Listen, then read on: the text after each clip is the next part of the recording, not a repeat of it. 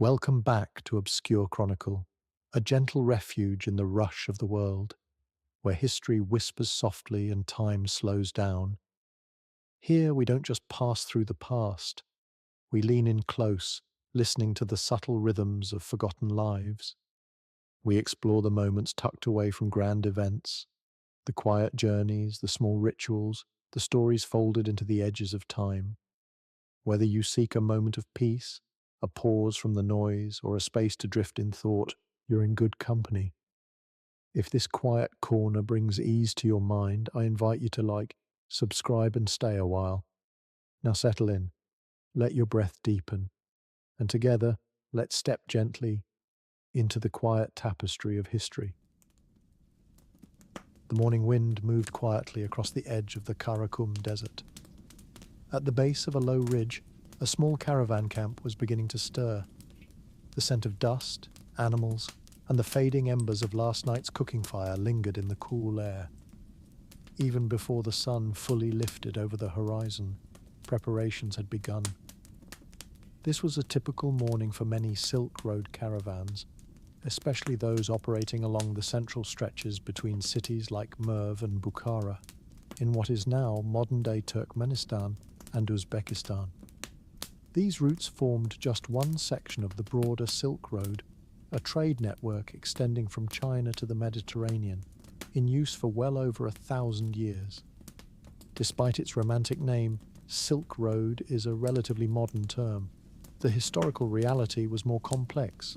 The network comprised dozens of interconnected paths and regional trade corridors, many of which shifted over time with the rise and fall of empires, access to water, and the presence of political stability or banditry. In the Central Asian steppe and desert regions, long-distance trade was nearly always conducted by caravan. A caravan was not just a group of traders, it was a carefully planned operation involving logistics, protection, and local knowledge. The animals, primarily Bactrian camels, were chosen for their endurance and ability to carry loads up to 200 kilograms across rough terrain. Their double humps, thick coats, and resistance to dehydration made them especially valuable in arid climates. On this particular morning, the caravan leader, often called the Karvanbashi, inspected the load. He was responsible for organizing the journey, including obtaining travel permits, negotiating passage through different territories, and ensuring that trade goods were balanced and secure. Cotton, raw silk, paper and tea from China were packed alongside glassware, silverwork, and woolen textiles from the West. Common goods also included spices, dyes such as indigo, medicinal herbs, and dried fruits. In this caravan, there were also bundles of saffron, likely bound for a Persian market. The structure of the caravan was intentional. Heavier animals walked in the center, flanked by experienced handlers. Donkeys or mules might be used near oasis towns, but camels were preferred in long, sandy stretches. The pace was slow, rarely more than 25 to 30 kilometers per day. Stops were frequent, especially near natural wells or man-made qanats, underground irrigation systems that brought water from distant sources. The Silk Road was not just an economic corridor, it was a cultural artery. Along its length, traders met people of dozens of backgrounds: Sogdians, Turks, Persians, Chinese, Arabs, Tibetans, and many others. While languages varied, Sogdian became a common lingua franca among Central Asian merchants by the 6th century. Contracts were drawn up, guides hired, and supplies purchased in languages many of the traders themselves could only partially understand. In camps, such as this one, interactions were careful but cooperative. Caravan members often included people from different ethnic or religious groups. There were Zoroastrians and Nestorian Christians, Mahayana Buddhists from Dunhuang, and Muslim traders from Samarkand. While beliefs differed, the road encouraged a kind of pragmatic tolerance. You didn't need to share a religion to share water. As the sun rose higher, the air warmed, and the camp took on a muted energy. Camels were loaded one by one, their groans low but constant. Each load was balanced using a wooden saddle frame called a howdah, with cargo wrapped in oiled fabric or thick woolen blankets. A system of knots, some used for centuries, ensured stability. Too much pressure on one side could injure a camel and delay the entire caravan. Women and children, if present, often rode near the center of the group or were transported in small carts when available. Some caravans included entertainers, cooks, and scribes. In larger operations, guards accompanied the group, armed with bows or spears. Protection was essential. While many routes were patrolled by local rulers or tribal chieftains in exchange for tolls, raids did occur, especially in times of unrest. Maps, as we understand them today, were rare. Navigation relied on oral tradition, sun position, stars, and guidance from local scouts familiar with changing terrain. Travelers knew to look for subtle signs, a certain bend in a riverbed, the angle of a distant ridge, or ancient markers carved into stone. Nearby, just beyond the camp, stood a crumbling watchtower from an old Persian outpost. Structures like this once formed part of a defensive chain, offering safety, warnings of bandits, and basic shelter. Today it was a nesting place for birds and a windbreak for fire pits. One of the porters, perhaps a man in his 40s with a face lined from sand and sun, adjusted a water skin. Water discipline was one of the most important aspects of the journey. Travellers rationed it carefully, sometimes flavouring it with dried herbs or mixing it with fermented milk to preserve its safety. Dates, dried apricots, and barley cakes were common travel food, light, energy-rich, and resistant to spoilage. As the caravan began to move, its formation reflected years of practice. The lead camel wore small bells, an oral signal to help those behind maintain rhythm and direction. The sound, clear and melodic, became part of the day's landscape. With every slow step, the road ahead unfurled, just another segment of a route trodden by thousands before. Over the coming days, the caravan might reach a caravanserai, a fortified inn built at regular intervals across Persian and Central Asian lands. These buildings offered rest, food, stabling, and importantly, safety. Most had large central courtyards, communal sleeping rooms, and storage vaults. Some even had mosques or chapels within their walls. They were often funded by rulers, nobles, or charitable foundations meant to support both commerce and faith. The Silk Road, for all its poetic associations, was demanding and often dangerous. But it was also filled with small routines that gave rhythm to the journey: morning departures, midday rests, shared bread, and evening repairs. Over time, these rhythms became culture, and so the caravan moved on, leaving only sand and hoofprints behind. When one hears of the Silk Road, thoughts often leap to riches, silks, spices, glowing gems.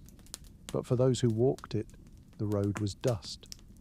Dust on the boots of tired camels, dust sifted from dry mountain wind, and dust traced by the fingers of an old map keeper in the edge of a market square. He sits cross-legged on a woven mat, its patterns faded with the weight of years. At his side, a low table holds pieces of worn parchment. But today he draws a map not in ink, but in sand. A simple practice, done each evening as merchants prepare for another leg of their journey. With a curved stick and a steady hand, he shapes cities out of grains. Chang'an, Samarkand, Kashgar, names carved not just in geography but in memory. Around him, quiet voices murmur, and the faint sound of a flute carries from a window above. A young boy watches wide-eyed, asking where the desert ends. The man replies softly, "It ends where you decide to rest, then begins again when you move." Though borders shift and rulers change, the roads remember. The Silk Road was never a single route, but a network, arteries of exchange and encounter. From the Chinese capital of Chang'an to the shores of the Mediterranean, traders stitched together cultures with each step, and just as the goods moved, so too did stories, languages, and beliefs, carried on the backs of camels and woven into the dust itself. Camped by the fireside of a low-slung tent, stitched from goat hair and smelling faintly of smoke and spice, the caravan's camel master drinks warm, salted tea. He has walked this land more years than some of the traders have lived. His voice is soft, rarely raised above the shuffle of hooves, but his knowledge is prized. For in the desert, a single misstep can mean ruin. Tonight, he speaks to a newcomer, a young cloth merchant heading west for the first time. The boy asks how camels endure such hardship. The master chuckles, eyes reflecting firelight, because they do not see the journey, only the step before them. He explains how Bactrian camels are favoured. 2 humps, heavy coats, suited for harsh climates. How their stride is slow, but sure. He tells of feeding schedules, the importance of resting at certain wells, and the way camels hum in their sleep, dreaming of oases yet unseen. As the boy listens, he realizes the animals are not mere transport, but fellow travelers, creatures of patience and rhythm, the silent guardians of the Silk Road. The domestication and care of Bactrian camels were central to Silk Road travel. Traders relied on these sturdy animals to carry loads across deserts and mountains, their endurance shaping both routes and pacing. Caravan leaders developed deep bonds with their animals, knowing their moods, preferences and needs better than they knew the stars. The desert winds softened as the caravan crested the final hill. Ahead, where the ochre earth met a band of morning sky, a rectangle of stone rose like a mirage brought to life. No domes, no minarets, just thick, low walls, weathered by centuries of sand and silence. A caravanserai. A small child among the traders pointed with a dusty hand. There was no shout of joy, only a shared breath exhaled, deep, grounded, grateful. The long day's journey was nearing its pause. These structures, found all along the arteries of the Silk Road, were more than shelter. They were promises. Promises that a place existed where firewood would be dry, where guards might be posted, where water would not need to be rationed quite so harshly. For those who had walked beside their beasts for days or weeks, the sight of the caravanserai was a moment of quiet salvation. As they approached, the gate opened without flourish. It was a massive wooden door reinforced with iron bands, thick but not closed to the road-weary. The keeper, wrapped in wool and bearing a short ledger tucked under his belt, offered the gentlest nod. No name was asked yet. Only the number of beasts, the type of goods, the direction of travel. Inside, the world narrowed. Courtyard, stone arches, rows of empty stables. Cisterns glinted with precious water. Smoke rose from a central hearth where tea had already begun to boil. In this place, the world outside, the wind, the uncertain sky, the risks of banditry or sandstorm, faded like noise behind a thick door. The caravanserai was a miracle of architecture. Designed to be practical above all, its form followed ancient logic. In the centre, an open-air courtyard for unloading, encircled by arched galleries. On one side, stalls for animals, shaded and stone-lined.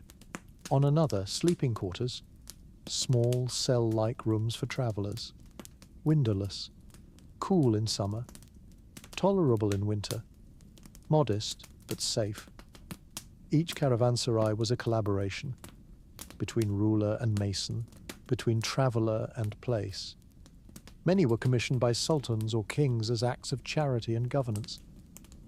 An empire that supported trade was an empire with reach. The stones themselves bore inscriptions, sometimes prayers, sometimes tax records, sometimes the names of those who built or funded the structure.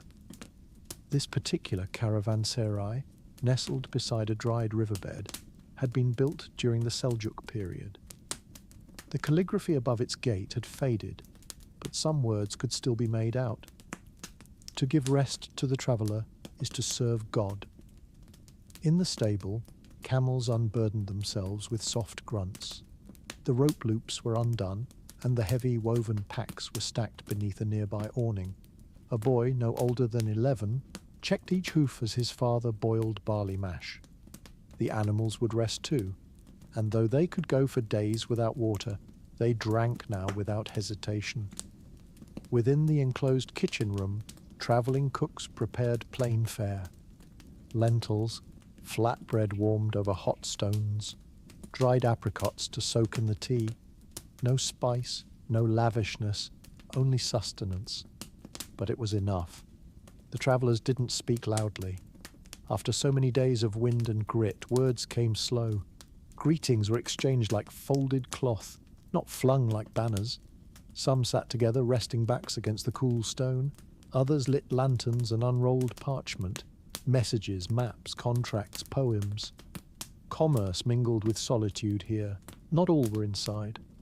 Atop the low perimeter, a sentry watched the horizon. He leaned against a carved post, wrapped in a woolen cloak, spear resting beside him. Though the region was considered peaceful, the desert was full of uncertainty. Raiders, wild dogs, sudden storms. Sometimes even imperial tax collectors came unannounced. The guard did not watch for movement alone. He watched the sky, for shifts in the wind, for changes in the flight of birds. A lone hawk flying east caused him to pause. He murmured a verse under his breath and touched the wooden amulet around his neck. Inside the courtyard, the air had warmed just slightly. Trade was safe here, but it was also documented. The caravan keeper met with the steward of the house, a man who kept ink pots in a linen pouch and knew a dozen dialects. Tallies were exchanged. Goods were recorded. Payment, where necessary, was rendered not always in coin, but in promise. Caravanserais operated under the subtle rule of local governance, often Islamic, sometimes Persian or Central Asian, depending on the region and time. They were not taxed heavily, as they encouraged the very trade that funded kingdoms. Instead, they followed a pact of mutual responsibility. Travellers were expected to behave honourably. Theft within the walls was rare and harshly punished. In some regions, the accused would be made to sit at the gate and confess aloud, if caught. The steward, when not inspecting goods, kept a book of incidents, the kind rarely read aloud. A merchant who lost his purse but later found it untouched beside the well. A dispute over camels resolved by coin. A traveller too ill to rise, cared for by strangers until he could walk again. The road was long, but decency could stretch across it. As the sun dipped low, the caravanserai took on its twilight hue. Lamps were lit in small alcoves, their light golden and still. The sound of conversation continued softly, now over cups of minted water or warmed wine. A singer, travelling with a merchant group from Bukhara, took out a bowed instrument and began to play. The tune was not joyous. It was remembering. A trader who had visited this caravanserai many times, a man with sun-darkened skin and a permanent limp, leaned against a pillar and exhaled. "You can measure a kingdom by the size of its caravanserais," he said to no one in particular, "but you can measure its heart by how warm the tea is when you arrive." No one argued. Later that evening, just as the sky turned to ink and the desert air pulled the warmth from the stone, two men sat beside the far wall of the courtyard. One was a spice merchant from Herat, wrapped in a faded crimson shawl that still smelled faintly of saffron and musk. The other, younger, was a newcomer, a scribe from Tabriz, whose fingers were still stained with ink. They had exchanged only a few words before the older man poured a small cup of cinnamon tea from his flask and offered it without ceremony. The young man accepted with both hands. "Is it always so quiet?" the scribe asked after a moment, voice low. "Only after the sand stops whispering," the merchant replied, "and before the stars begin their stories." They both looked upward. The sky above the caravanserai had begun to swell with light. Stars revealed like polished coins scattered across velvet. In places where no fires burned for miles, the night sky was its own map. The merchant gestured to the sky. "That one there," he said, pointing with his chin. "We call it the guide's belt, always low, always south. When I travelled as a boy with my father, He said it was the jewel on the robe of the prophet Kidr. The scribe nodded slowly, lips pressed to the rim of the cup. My teacher said it was the rope around the waist of a great wandering poet. The older man chuckled quietly. Perhaps both. On this road, truth walks in many shapes. There was a long pause between them. The merchant took a thin leather pouch from his side and removed a small string of worry beads, not ornate but smooth from years of turning. He ran them silently through his fingers, then spoke again. "I lost my brother on this road," he said without sadness. "Years ago, between Ray and Nishapur. Fever, or maybe something worse. But I always stop at this place, and I always share my tea with someone. It reminds me I'm still here." The scribe did not speak, but bowed his head in respect. And in the flickering warmth of the caravanserai's oil lamps, under stars that had looked down on empires rising and crumbling, two men, strangers in another world, sat together in the language of travellers. Gesture, memory, and the slow silence between shared cups. The caravanserai, though enclosed by strong stone walls, breathed like a living thing. In the soft hush of dawn, its wide courtyard echoed with the low sounds of waking animals and the soft, deliberate clatter of unpacking. Beneath the still chill desert sky, travellers, some bleary-eyed, others already sharp with routine, emerged from wooden doors and canvas tents arranged along the inner walls. They moved slowly, shoulders bowed from the road's weight, bodies readjusting to stillness. Some murmured greetings, others said nothing at all. Mules were tethered along the shaded edges, their breath fogging in the morning air. From each of their sides hung saddlebags thick with dust and tightly bound bales. These were the fruits of motion, the language of exchange. The first parcels to be brought out and unwrapped were always the most fragile. A cautious man with a white beard, rumoured to be from Kashgar, knelt carefully beside a narrow crate wrapped in layers of woven straw and oiled cloth. He peeled the cover back slowly to reveal tiny glass bottles nestled in a bed of wool, their surfaces shimmering faintly in the light. Stained blue, green and rose. They had come from the workshops near Aleppo. Each bottle bore the breath of a craftsman who would never know how far their work had travelled. Elsewhere, a broad-shouldered merchant from Samarkand heaved open a lacquered chest. Inside, neatly folded in rows, was silk. Some dyed in bright cinnabar, others muted like smoke. The fabrics seemed to sigh when exposed to the air. A young boy, perhaps his son, ran his fingers over the patterns. Swirls like water, looping dragons, fields of repeating peonies. Not far from him, a woman unwrapped narrow paper scrolls tied with leather. She was small and sharp-eyed, and her satchels had been handled by no one but herself. The papers smelled faintly of cedar and glue. Calligraphy danced across their surfaces, not just in one language, but many. Chinese, Persian, a bit of Sanskrit. This was no merchant's cargo. These were letters and teachings meant for temples and scholars far from where they were written.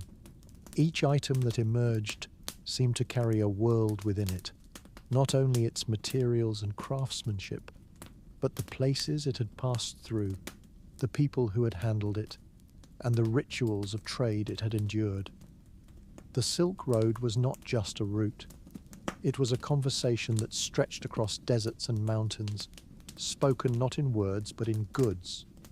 From the east, porcelain bowls the colour of eggshell and powdered tea in silken pouches. From the west, carved bone combs, dyed leather, scrolls of religious law. Salt from the Taklamakan, jade from Khotan, indigo from the Indus, and dried citrus from as far as Egypt. All passed through this place, some only once, others over and over again in the slow heartbeat of trade. Within the walled hush of the caravanserai, languages danced like smoke. Arabic, Uyghur, Greek, Sogdian.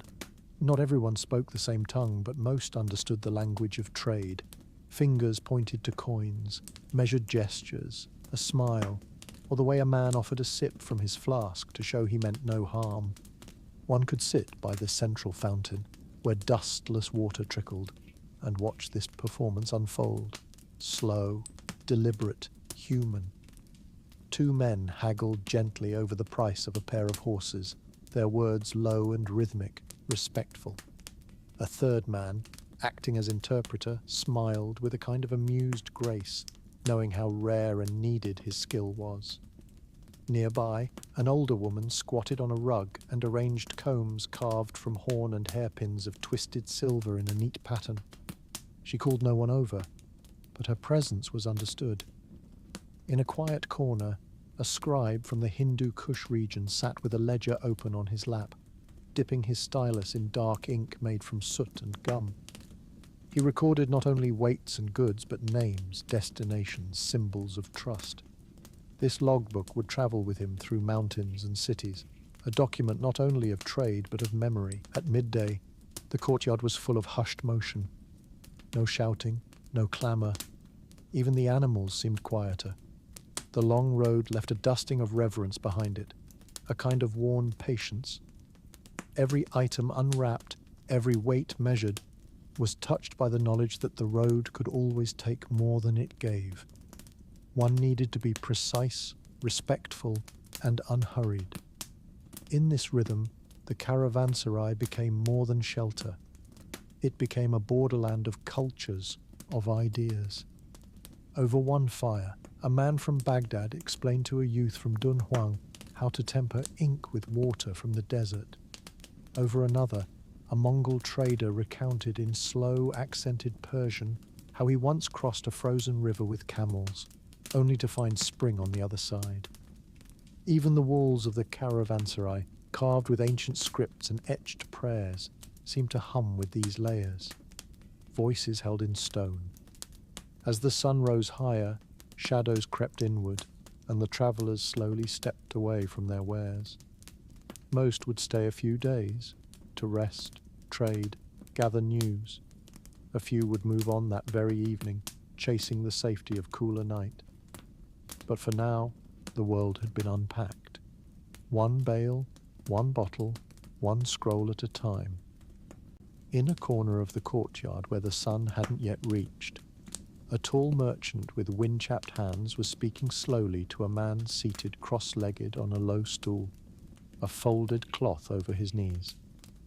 The merchant's tunic bore the deep dyes of the Fergana Valley, and his voice was a low baritone, warm but careful. He held up a small ivory carving, a figure of a bird, its wings spread wide in flight. "For the child of the house," he said in his language. The translator, younger, with kind eyes and a sparse beard, listened intently, nodding. His own tongue was Sogdian, but his ears had been trained by necessity to many dialects. He repeated the words in the local Persian, soft and even, letting each syllable land with respect. The host, a grey-haired man with a tired smile, considered the bird carefully. His eyes lingered on the carving, not because of the trade, but the memory it stirred. Perhaps his own child, long grown, or a time before the road was so long. "He accepts," the translator said after a pause, "but not as trade, as kindness." The merchant looked surprised, then quietly pleased.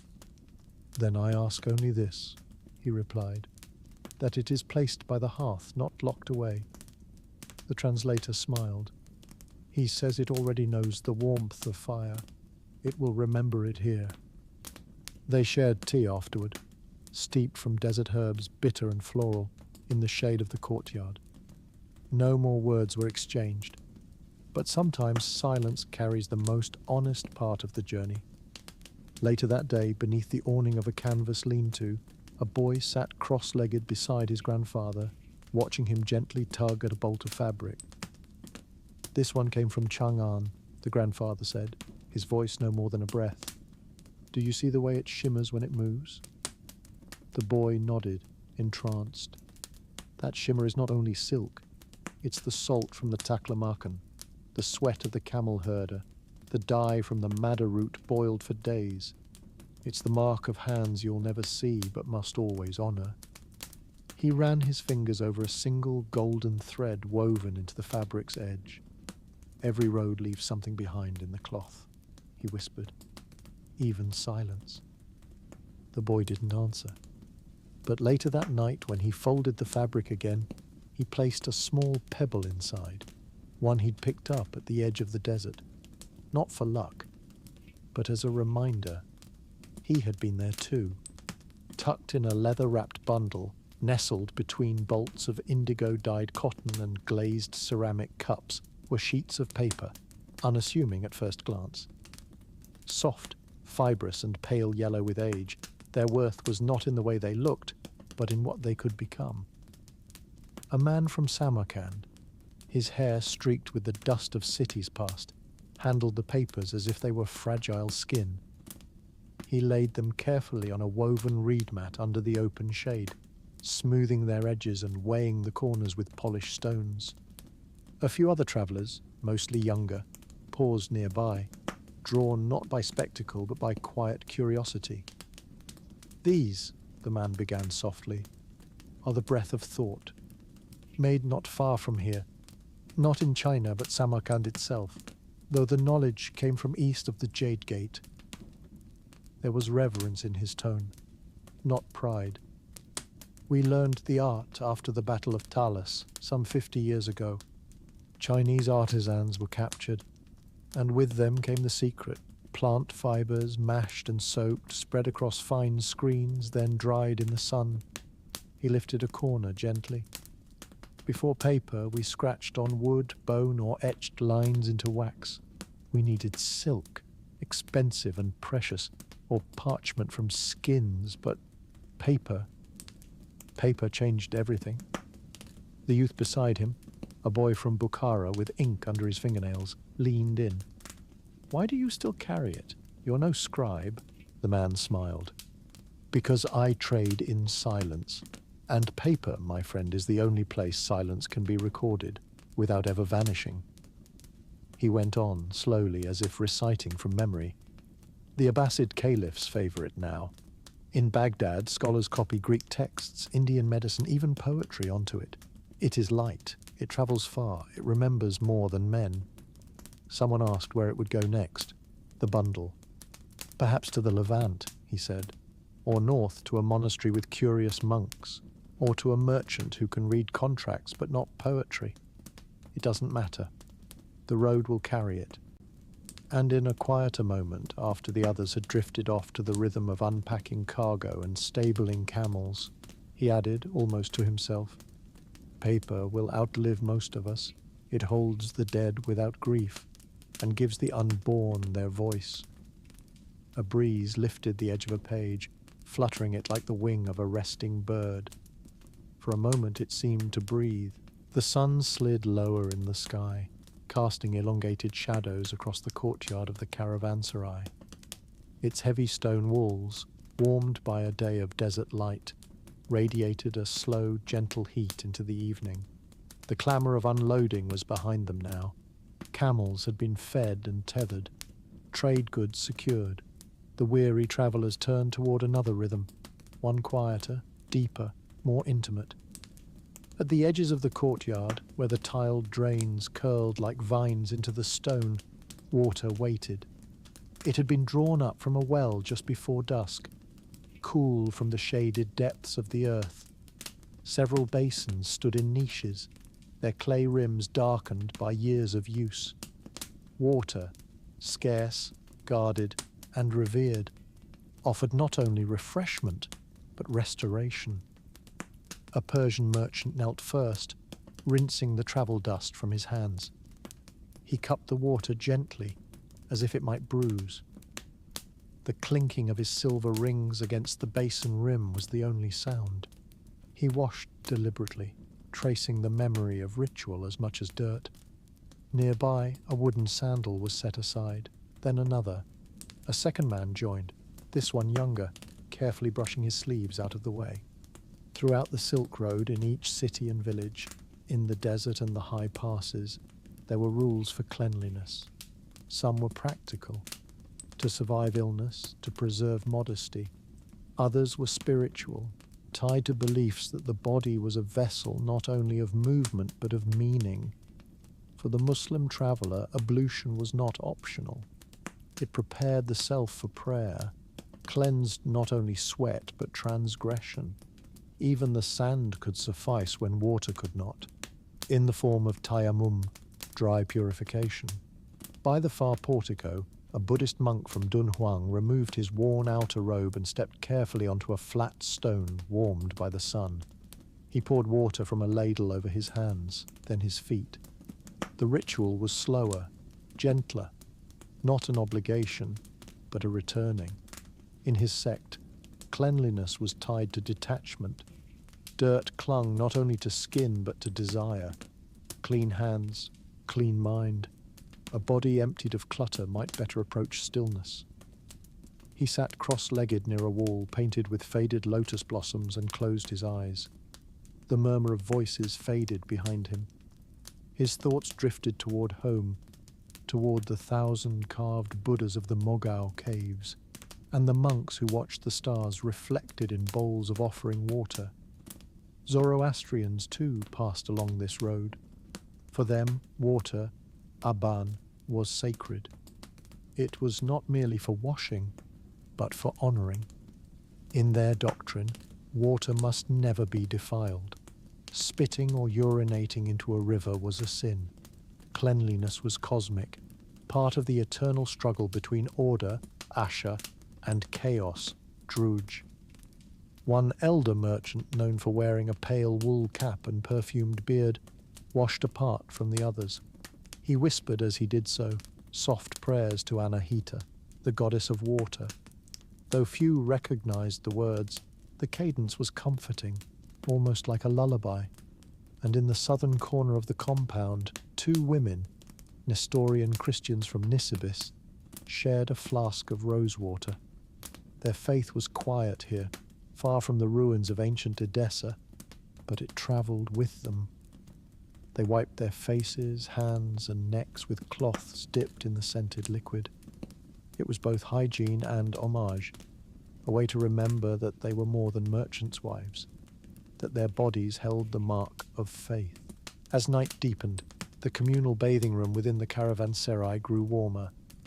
It was small, domed, and filled with steam from heated stones. The air was thick with scent. Cedar, sage, and a faint note of cloves from someone's soap bundle. One by one, travellers took turns, not all together, but in waves. There was no rushing, no laughter, only silence, like reverence.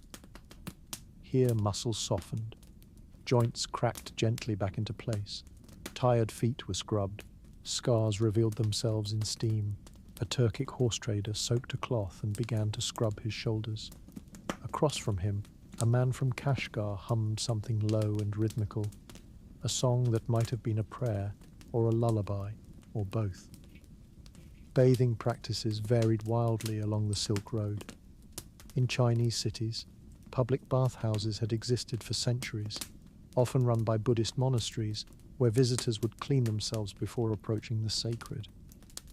In the Islamic world, hammams were social and spiritual, spaces of purification before entering the mosque. In the more arid regions, dry washing and incense were more common, especially where firewood or clean water was scarce. One young traveller, barefoot and wide-eyed, had never seen so many different ways to be clean. His father, a rug trader from Balkh, had told him stories of far-off customs, but they had never lingered so vividly before. He sat on the warm floor beside the outer wall and listened to the dripping of water, the brushing of hands, the soft phrases of devotion in languages he did not know. He watched as an old Uzbek man folded a small square of linen and tucked it into a pouch. The man caught his gaze and smiled. "Clean body," he said in slow Persian. "Clean road. Dust outside, not inside." Later that evening, as lanterns were lit and bowls of lentils passed between mats, many of those same travellers knelt or bowed or sat in prayer. There was no single ritual. There were many, offered in silence, in chants, in remembered lines from half-faded books, but all shared something beneath the surface, the need to let go of the road's burden, even for a night. Outside, the wind blew lightly, stirring the palms and flickering flames. The water in the basins had stilled, the voices softened, but the air still held the scent of cedar and soap, and the feeling, soft, clean, restored, that the journey, at least for now, could wait. As the lamps flickered low and shadows lengthened on the stone, a hush fell across the courtyard.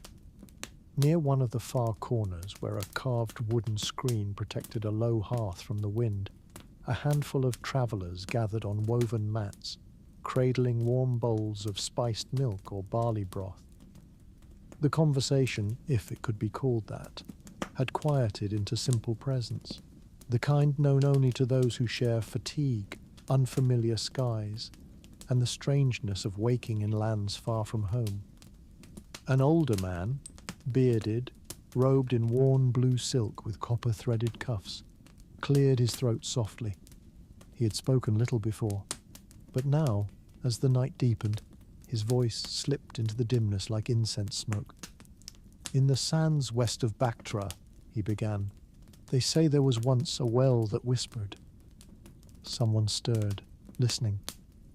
"It did not speak words," the old man continued, "but when the moon was full and the wind gentle, it sang, not from the water itself, but from the echo of it. And those who listened carefully, they heard the names of their ancestors. The long line of them passed through stone and water, carried on the breath of earth." No one interrupted. The fire cracked. "Once," he said, "a woman asked the well how to save her sick son. She waited through the night, with her hands on the rim and her ear pressed to stone. And the whisper came, not in voice but in memory. She saw a plant she had forgotten from childhood, growing in her mother's garden. She found it the next day, still growing wild, and her son lived." He smiled, though his eyes were tired. "Some say it's only wind through rock, but I wonder. Not all voices speak the way ours do." The others said nothing for a while. It was enough to sit with the myth, like a gentle weight in the lap. Later that night, long after the courtyard emptied, two travellers lay in separate corners of the guest hall, sleep pulling them gently under the blankets of the dark. One, a caravan guard from Merv, stirred in his sleep, then sat up, startled. A man from Samarkand noticed and asked quietly, "Dream?" The guard nodded slowly. His voice was hoarse.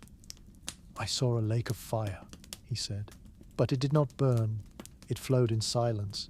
At its center, a tree with roots of smoke and fruit like small suns." The man raised an eyebrow. "And?" "I was walking toward it. I don't know why. There was no fear, only wait, like the tree knew me." He glanced down. "It's not the first time." The other nodded. "Dreams follow those who walk long roads. They catch the dust we drop behind us." They said nothing more, but in that silence, a kind of kinship passed between them. The deep, wordless one, born of shared strangeness and belief that not everything can be explained. Just before dawn, as a new sky slowly pushed back the stars, two women met near the water basins. One, older, with a silver-threaded scarf and a Zoroastrian sunpin on her shoulder. The other, younger, a devout Muslim from Nishapur, her hands still damp from wudu, the pre-prayer wash. The older woman bent to rinse her face, wincing slightly with the cold. The younger woman, already finished, lingered, hesitant. "You carry a long journey in your shoulders," the younger said gently. The older woman chuckled. "It is the years more than the miles, I think."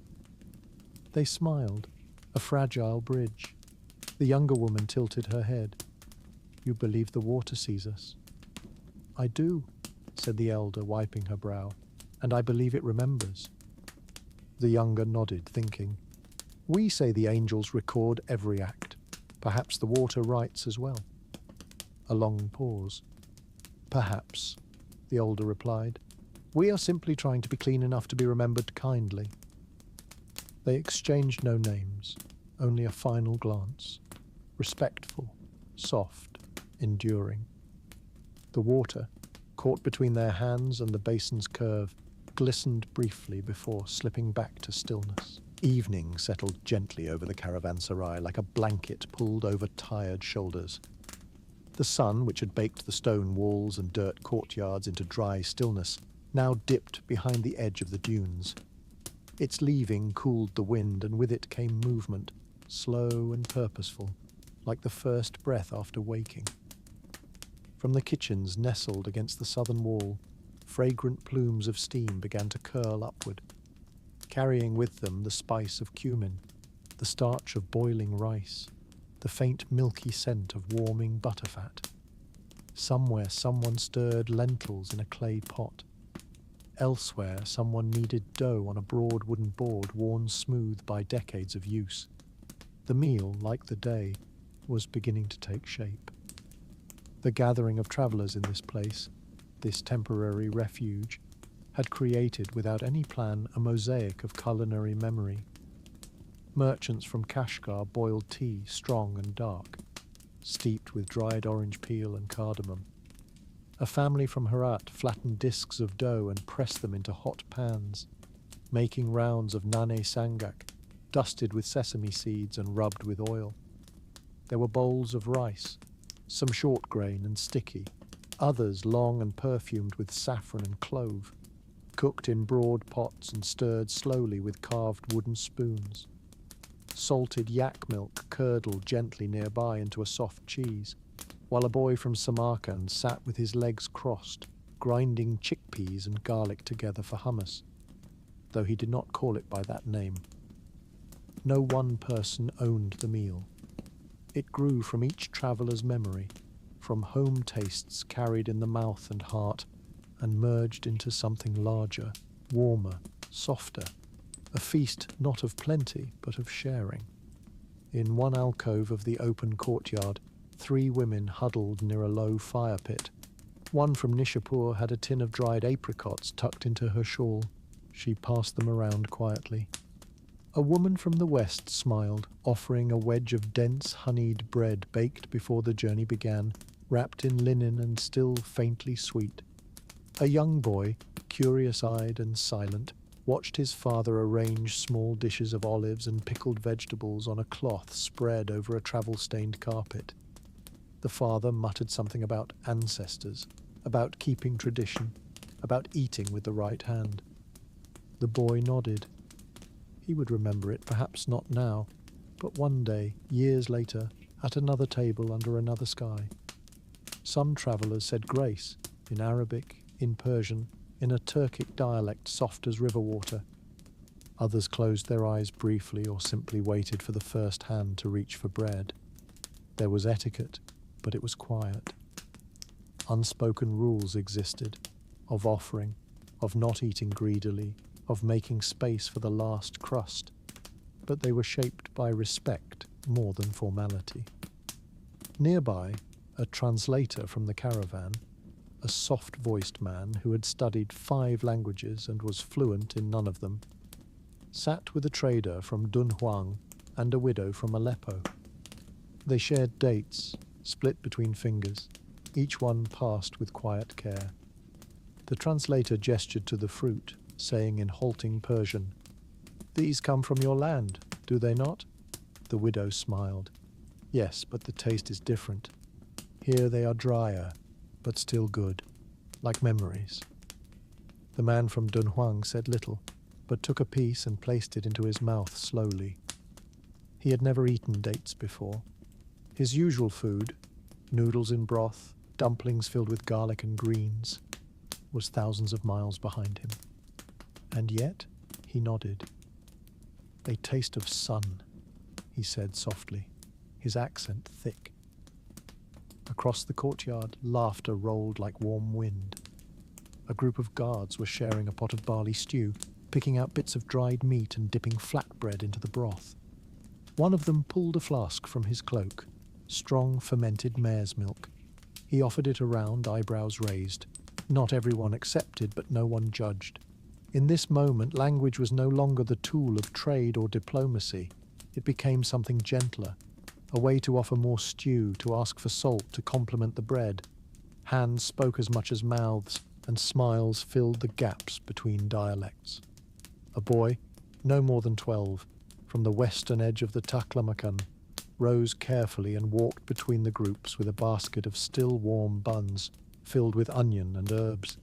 His family had brought them, and now he offered them to strangers. Some accepted with bowed heads, others with murmured thanks. It did not matter. He was learning generosity, not trade. An old man nearby, skin like desert bark and eyes like melted obsidian, sat cross-legged before a small copper plate. On it, only rice and a dollop of thick yogurt. But he ate slowly, reverently, murmuring words between each bite. Someone asked him, softly, if it was a prayer. He nodded once and kept eating. The desert sky above deepened into indigo. Stars appeared one by one until the whole courtyard was roofed in night. Still, the meals lingered. And somewhere in the gentlest corner of the courtyard, a woman sang softly in a tongue no one quite understood, a lullaby about fig trees and rain. Her voice, though unfamiliar, seemed to fit the space perfectly. It bent gently into the steam rising from the bowls and wove itself into the fabric of the evening. It did not matter where the bread came from, or the tea, or the rice, or the language, or the god thanked. For this 1 hour, the Silk Road was not a line between distant places, but a circle of quiet warmth, with every dish, every spoon, and every voice gathered together in the same soft dusk. Later that evening, after most of the bowls were scraped clean and the children had curled against cushions or parents' cloaks, a pot of chai simmered slowly on the embers. The translator, the one with soft eyes and an ink-stained thumb, refilled small ceramic cups. The chai was spiced, perfumed with clove, cardamom, and peppercorn. A curl of steam danced as he passed the cup to a man from Bukhara, a weaver by trade. The weaver took the cup and smiled, the creases in his face catching firelight.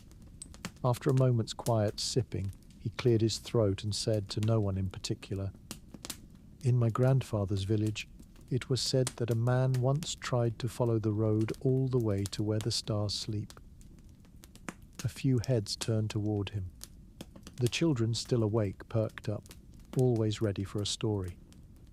"He was a kind man," the weaver continued, "but stubborn. He traded cloth and brass buckles and prayed 5 times a day without fail. But he had a longing in his chest that no trade, nor wife, nor festival could calm. So one night he packed a satchel, kissed his mother's forehead, and said he would walk until the road disappeared into the sky." "Did it?" asked a boy quietly, chin resting on his knees. The old man chuckled. "Not quite. On the way he met 3 strangers. The first was a woman who spun thread from air and sold it to clouds. The second was a baker who had forgotten how to make bread, but who never let a traveller go hungry.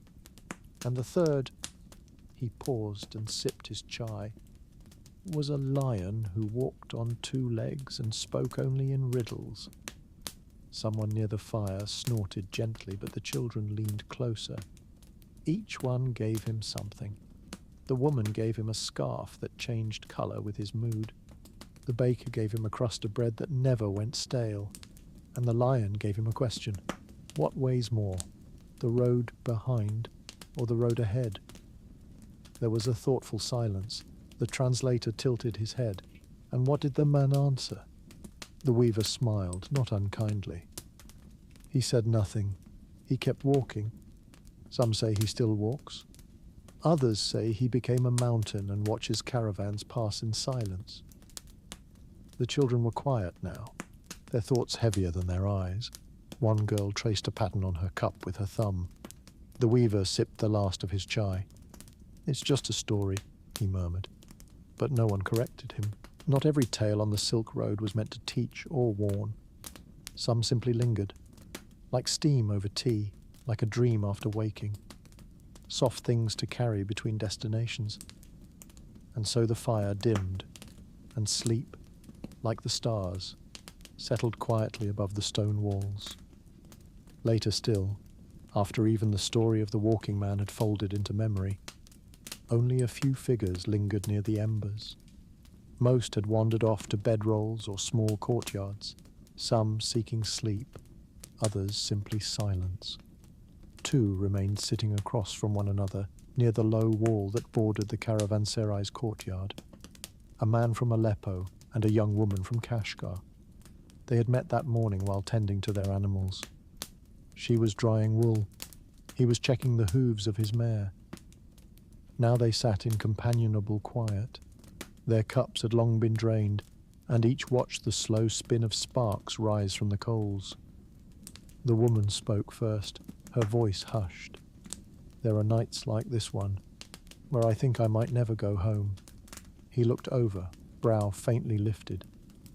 "You wish to?" "I do," she said, "but sometimes only in fragments. I miss the sound of my sister's spindle. I miss the smell of barley roasting. But I don't miss the walls, or the way everyone remembers what I was like at 7. He smiled faintly, looking down. "Yes, I know that."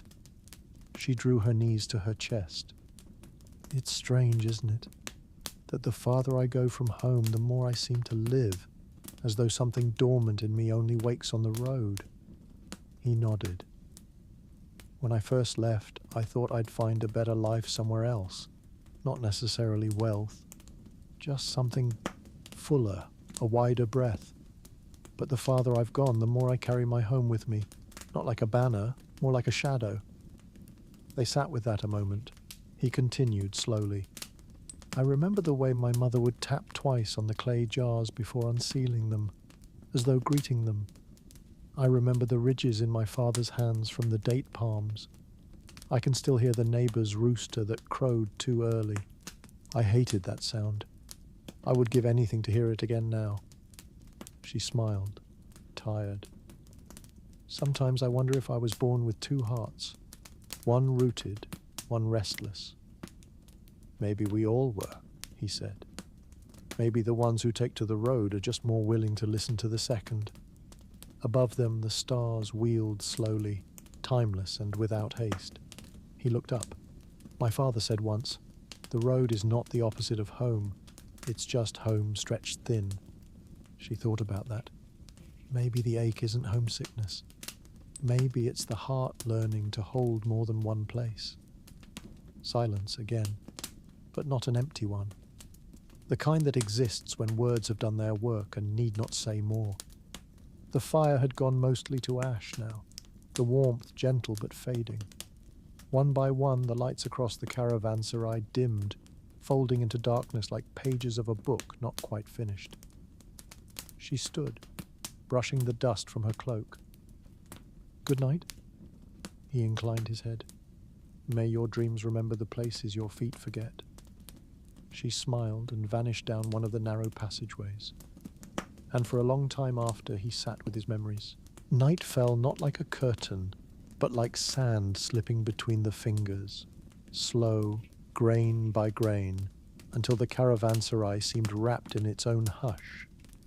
The light had been fading for some time, but it was only when the final sliver of sun tucked behind the low ochre hills that the first lanterns began to glow. They were not many, just enough to soften the dark.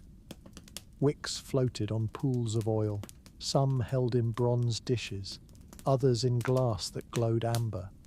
The scent of heated metal mingled with traces of cumin and cooled ash. In a niche above a carved doorway, a solitary flame flickered beside a painted prayer. One by one, families and travellers lit their corners. A man used the last of his breath to coax a coal into a flame. A woman leaned over a small brazier and whispered something, a name or a blessing, before lighting the cloth twist she used as a wick. No one rushed. Darkness was not feared here. It was simply another chamber of the day. In the courtyard, the lanterns cast long shadows that bent against walls smoothed by time and countless hands. Clay bricks caught the light in soft relief, revealing finger marks from centuries past, where builders had pressed mortar with calloused palms, not knowing the years would hold their prints so tenderly. Near the central fountain, travellers moved slowly. Sandals shuffled on stone. Pack animals were quieted, tethered for the night, their thick breath rising in clouds. Wool blankets were unfolded, saddlebags turned into pillows. Children huddled close to mothers or siblings, eyes wide in that fragile moment between wakefulness and dreams. A young boy traced the edge of a cracked bowl with his thumb. A girl cradled a carved ivory comb and whispered a story into her sleeve. The hush was alive, not empty. A breath held gently between waking and sleep. Along one outer wall, a string of lanterns hung from hooks, gifts from travellers, or perhaps left behind in haste. They were mismatched. One bore Chinese symbols along its rim, chipped by time. Another had a lattice of copperwork, its glass dulled with age. They swung gently in the breeze like watchers or quiet storytellers. Inside the smaller rooms, bodies settled onto reed mats and simple bedding. Thin mattresses were unrolled, thick cloaks folded twice beneath knees. Clay jars were sealed. Water skins hung on pegs. Those who could afford it closed wooden doors behind them. Others simply drew their shawls tighter.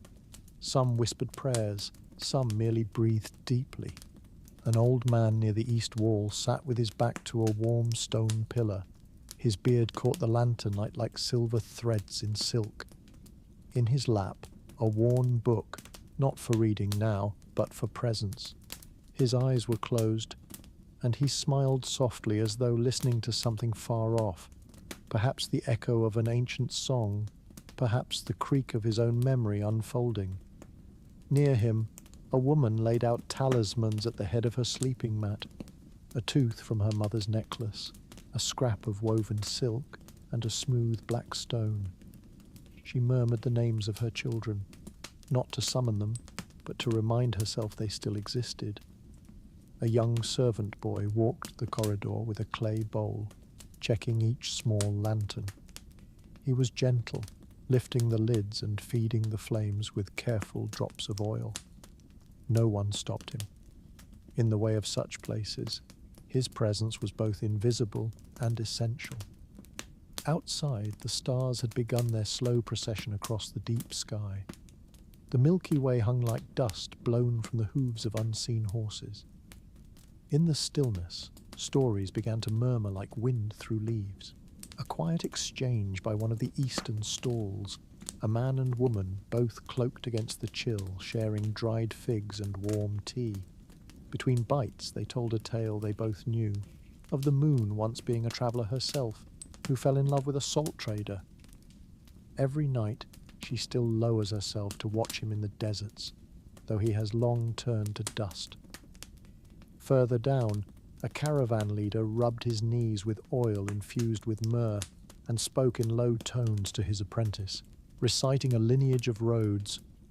This path we take, from Samarkand to Merv, was once called the Spine of Light. My grandfather said it was laid by the gods themselves. The apprentice, tired but listening, nodded slowly. He didn't believe everything. But belief here wasn't the point. The stories mattered like cloth, useful for warmth, shelter, memory. Even the untrue ones held a shape in the world. A little later, a group of men from the Hindu Kush began to sing, very softly, a tune without words. It was a lullaby, passed between traders for generations, meant to settle restless animals and wandering thoughts. Its cadence was slow, almost circular, like the turn of a wheel or the loop of a long road returning to its start. And even later, when most had slipped into dreams, a lone figure remained near the entrance gate. A guard, or perhaps just someone unable to sleep. He stood with his back to the walls, watching the darkness beyond. From his belt hung a simple lamp that cast a pool of light at his feet. He did not move for a long time. Only when a breeze stirred the hem of his cloak did he shift, checking the road with tired eyes. Some said that those who stood at night by caravan gates could hear the voices of the road itself, not with ears, but in the stillness behind their eyes. And as the hour deepened and the world leaned further into night, the lanterns inside the caravanserai flickered gently, like the last thoughts of the day. Light, after all, is only ever borrowed. Later that same night, long after the last coughs had quieted and the steady breath of sleepers filled the corners of the caravanserai, one traveller stirred. A man from Nishapur, wrapped in a cloak of faded indigo, woke from a dream so vivid he sat upright with a gasp. He blinked, hands trembling, his mouth dry. The fire near the centre hearth had dimmed, but a few coals still pulsed softly like the hearts of sleeping birds. Unable to lie back down, he rose slowly and crossed the courtyard barefoot. The stone chilled his soles, and the night breeze tugged gently at his robe. In the quiet, he saw another figure, a woman, older, sitting beside the low hearth with a clay cup steaming in her hand. She nodded once, offering the warmth of a presence. He sat beside her. For a time, they didn't speak. The fire cracked softly, and beyond the walls, a jackal called from the edge of the road. Then, almost in a whisper, he said, "I saw a mirror made of sand. It lay in the heart of the desert, and the wind moved around it but never touched it. In the mirror I saw myself, but also someone else. An older man, with eyes like mine but lined with sorrow. He did not speak, but he placed something in the mirror, a feather, a coin, and a pebble." The woman sipped her tea, waiting. "When I reached into the mirror, I could not feel it. My hand passed through like water. And then the desert around me shifted. The dunes curled upward, forming walls, then towers. A city made of wind. It rose and crumbled in moments, and in that city a voice, not human, said, 'The road you take is not made by your feet, but by your forgetting.'" He paused, rubbing his palms together as if trying to recover the texture of the dream. "What does it mean?" he asked. "Why a mirror in the sand? Why the feather and coin? I feel as though I left part of myself there, or perhaps returned with someone else's thoughts." The older woman gave a soft hum. "Dreams are like letters sent from places we've never visited," she said. "You may not understand the language yet, but sometimes they plant questions that unfold only years later." She stirred the coals with a twig. Sparks rose and fell like red snow. The feather may be the weight of memory, the coin a choice once made, and the pebble, the one truth that cannot be shaped, only carried. The man was silent, the crease between his brows softening. "Do you think dreams like that belong to only us?" he asked. "Or are we passing through someone else's vision, like caravans through a borrowed inn?" The woman smiled. "Both," she said. "The roads are older than us, but the dust we carry is our own." They sat like that for a while longer, the fire burning low, their words scattering like seeds into the night. By morning, when the sun returned and lanterns were extinguished, the dream had faded. But the question remained, soft and steady, walking quietly behind him as he packed his things and stepped out into the light. Night along the Silk Road was often marked not by silence but by softness. A hush broken gently, by wool shifting under elbows, by the creak of old leather, by voices speaking not for volume but for warmth, words like stones in a stream, smoothed by years of passing breath. This night was no different. Within the square stone courtyard of the caravanserai, low fires had been kindled again. Their flames rose only slightly, a practical size for heat and comfort, but not enough to reach the stars that blinked faintly above. A few travellers had gathered near one such fire, cross-legged and wrapped in robes. Some had shared tea, others dates or dried melon. and now they passed between themselves a more precious commodity, stories.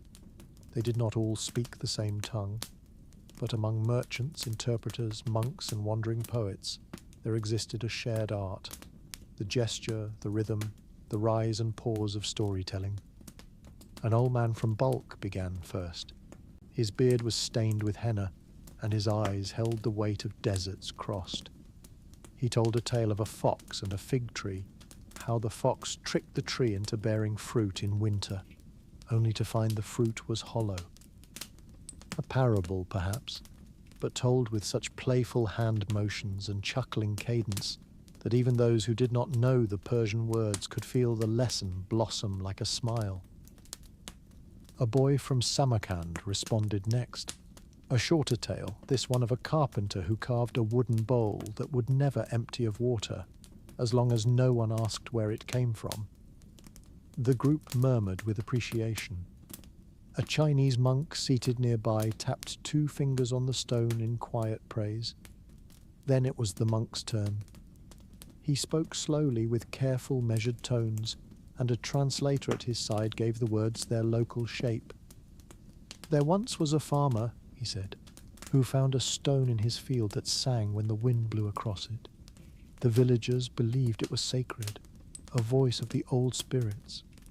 But the farmer, greedy for its fame, chipped it into pieces and sold them to travellers.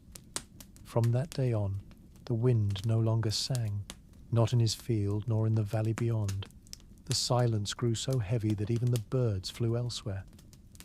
A pause, a few eyes lowered. The tale lingered in the smoke. Then from a corner, a clear voice, female, perhaps Tajik, asked gently, "But how did he sleep without the wind song?" The monk's mouth quirked. He didn't. Laughter, low and knowing. Later that evening, a woman from the steppes of what is now Kyrgyzstan stood. Her braid was long, streaked with grey, and beads hung from her ears in tiny clinks. She did not ask for silence. It found her, unbidden. She sang, at first, a soft hum with no words, like wind curling between yurts. Then she began her story. "In the time before horses had names," she said, "there was a man who chased the sun. He believed that if he ran far enough, fast enough, he could catch it before it rose and keep it in a jar of water. For years he ran, across deserts, through rivers, over snowfields, and always the sun stayed just ahead.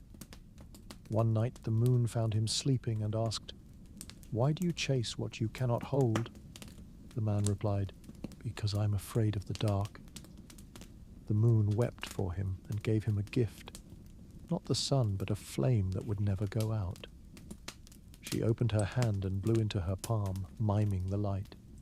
He lit it each morning, and by it he told stories, not to see, but to remember. When she sat, the fire popped once, a single ember lifting skyward. There was a deep quiet then, not of awkwardness nor sleep, but the kind that settles between those who understand one another without speaking. The kind that says, 'I see the shape of your memory in mine.' A Mongol herder leaned forward to share a riddle next, and a Sogdian trader tried to answer before the punchline.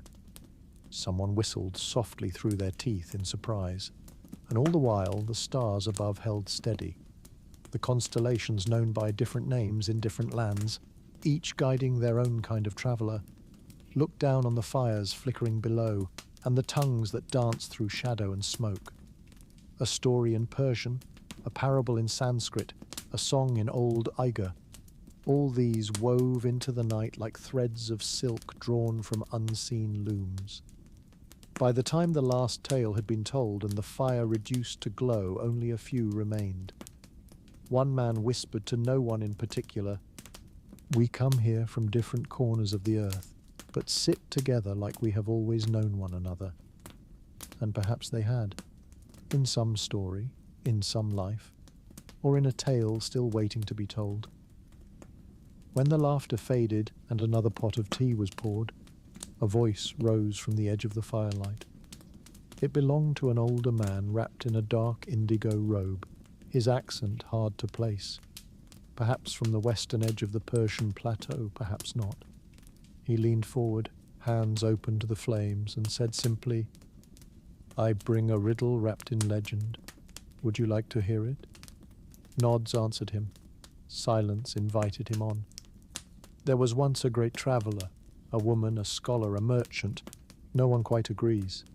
Her name was lost, but her tale survived. She journeyed far across the Silk Road, from the shores of the Yellow River to the sands of Syria, carrying scrolls and questions. She sought not riches, but answers. And at each city she passed, she asked the wisest person she could find a single question. He paused, letting the flicker of the fire touch his face. The first question she asked was, "What is the weight of memory?" In Samarkand, a poet told her, "It is as light as a breath, and as heavy as a sealed tomb." The second question she asked was, "How many paths are there between two hearts?" In Kashgar, a potter replied, "As many as there are grains in the desert, and just as easily lost in the wind." The third and final, she asked in a caravanserai just like this one, on a night just like this. "What do we carry when we believe we are empty?" He looked around the fire. None could answer.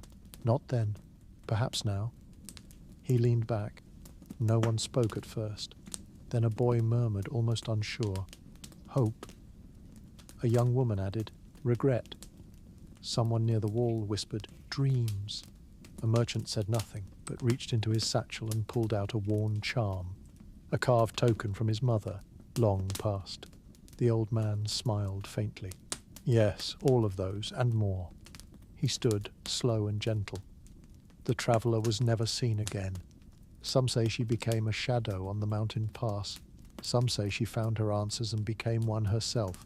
But her questions remain, passed down like coins, like tales, like riddles wrapped in stars. Then, with a quiet bow to the fire, he disappeared into the deeper dark beyond the courtyard's edge. The sun had risen gently that morning, not in a blaze, but in a hazy bloom that turned the stone walls honeyed and soft.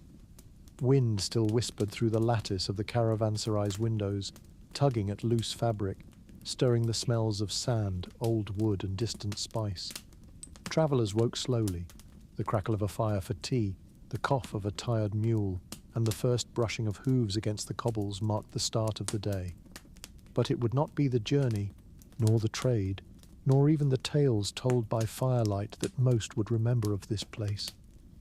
It would be the music. Unexpected and faint at first, a sound like river water trickling over stone. He arrived not with fanfare, but simply appeared, a tall man with a weathered robe the colour of cedar ash and a travelling sack that bore the careful signs of a long, lonely road. His instrument was wrapped in cloth, carried with a reverence usually reserved for relics or bread. Some thought him Persian, others Turkish or Bactrian. No one asked. He took up position beneath the tall archway at the western wall, where the light struck slanted and warm, and he began to tune the instrument with careful fingers. It was a rebab, shaped like a tear. Its skin belly bore the fine patina of years. Its bow curved delicately like a drawn breath. Others claimed it was a rawap, the kind used in Uyghur music, or even a distant cousin of the erhu from farther east. Whatever its name, its sound was unmistakable, low, rich, and aching. The first notes were tentative. Few noticed. A young stable hand leading a skittish mare paused. A merchant unrolling bolts of silk turned his head. The melody grew, looping, slow, a lullaby of places left behind. It did not announce itself. It waited to be heard. Soon a dozen people had gathered in a loose semicircle around him, seated on rolled-up carpets, crate lids, or the low edge of the archway wall. No one clapped. No one spoke. They simply listened. Music along the Silk Road had long served as both compass and comfort. Instruments travelled as far as spices and letters, carried on the backs of camels and memorized by hearts that would not forget. A Mongol string player might learn Chinese modes. A Sogdian flutist might echo the rhythms of Delhi. Rhythms and modes passed from mouth to mouth, hand to hand.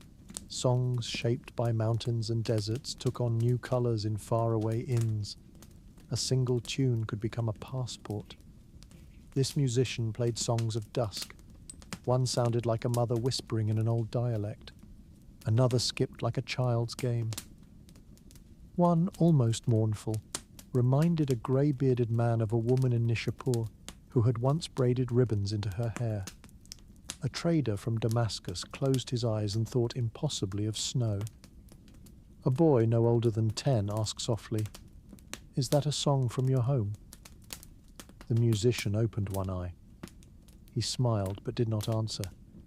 Instead, he played a simple circular melody, the kind that could be hummed by anyone, a tune without homeland, only heartland. Later that afternoon, under a fig tree in the shade, an elderly woman showed a child a flute carved from bird bone. It was barely the length of a finger, but its voice was clear and high, almost like bird song. She said it had been her father's and his father's before him. She spoke of how bone flutes had travelled the Silk Road for centuries, found in ancient graves in Central Asia, cut and hollowed in Chinese courts, fitted with reeds near the Persian Gulf. Their music was often played at birth or death, or in between, simple circular melodies that wound like smoke through courtyards. The boy tried it, fumbling the notes. She laughed, correcting his grip gently. "Let the wind carry the tune," she said, "not your fingers." That night, as the stars took their places and the coals burned low, the boy played a halting version of the travelling tune. It was imperfect, beautiful. One of the caravan members, a young woman from Bukhara who sold dyed linens and buttons carved from walnut, spoke quietly to a travelling scribe. She had made it her habit to document details, a kind of inventory not only of goods, but of moments. "I remember when I first left home," she said. "I didn't cry. Not when we said goodbye. Not even when I saw the mountains fall behind us. But one night in Herat, I heard a man singing a song I'd heard once at a wedding when I was small. A tune about a white dove and a red ribbon. I cried then. Music remembers for us." The scribe, who had few pages left in his book, scribbled this down. Later he would write, "In the places where language breaks, music mends." And somewhere in the courtyard the musician played on, never too loud, never too long, just enough to remind every traveller who they were, and who they might yet become. Before the tales, before the wares, before even the spoken greetings that crossed languages and borders, there was music. It travelled lighter than silk, more enduring than spices. You could not tax a melody, you could not bottle a rhythm. Yet music passed between empires and villages like a secret handshake, coded in modes, intervals, and the rise and fall of notes that stirred memory before understanding. Along the ancient arteries of the Silk Road, music evolved not as a single tradition, but as a shimmering mosaic, fragmentary and constantly changing, yet it was shared. From Xi'an to Samarkand, from Bactria to Baghdad, instruments and the hands that played them formed a loose, invisible fraternity, one held together by calloused fingers, tired lungs, and finely tuned ears. Among the most prominent instruments heard in caravanserais and across campfires was the rebab, an ancestor to many bowed instruments across the Islamic world and later Europe. With its skin belly, wooden neck, and 2 or 3 strings, the rebab was humble in form but powerful in expression. Originating as early as the 8th century in Persia or Arabia, it travelled far, evolving into the Comanche in Iran, the sarangi in India, and influencing the medieval fiddle in Europe.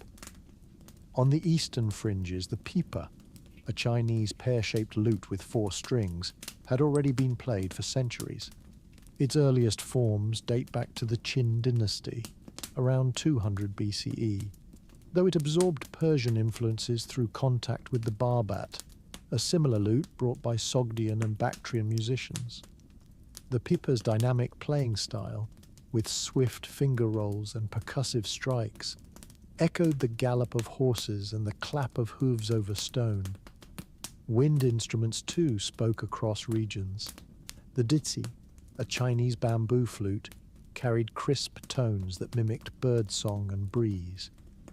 In Central Asia, the ney, a reed flute of ancient Mesopotamian origin, offered breathy, melancholic tones that were said to reflect the sigh of the soul. Its construction was deceptively simple, a hollow cane with finger holes. Yet playing it well required years of training, and its sound was central in Sufi ceremonies and Persian court music alike. Then came percussion, heartbeat and pulse. The tabla of India had early cousins in frame drums like the daf, reek and dwira, each used not only for rhythm but also in healing rituals and storytelling performances.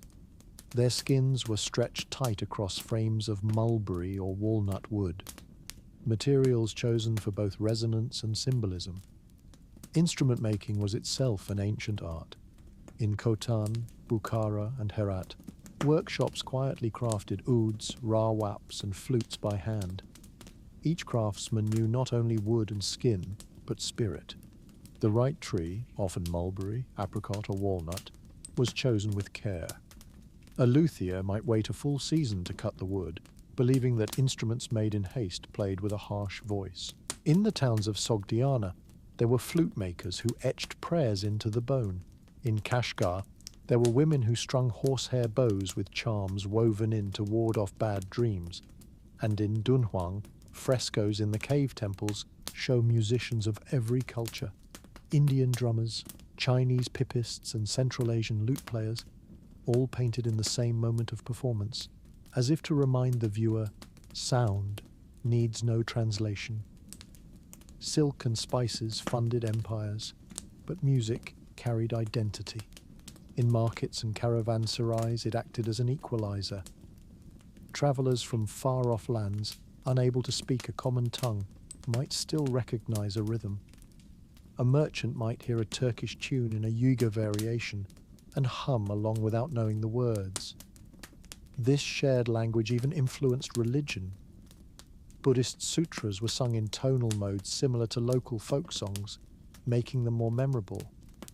Islamic muezzins who called for prayer in Central Asia incorporated local melodic ornaments, adapting the adhan to regional ears.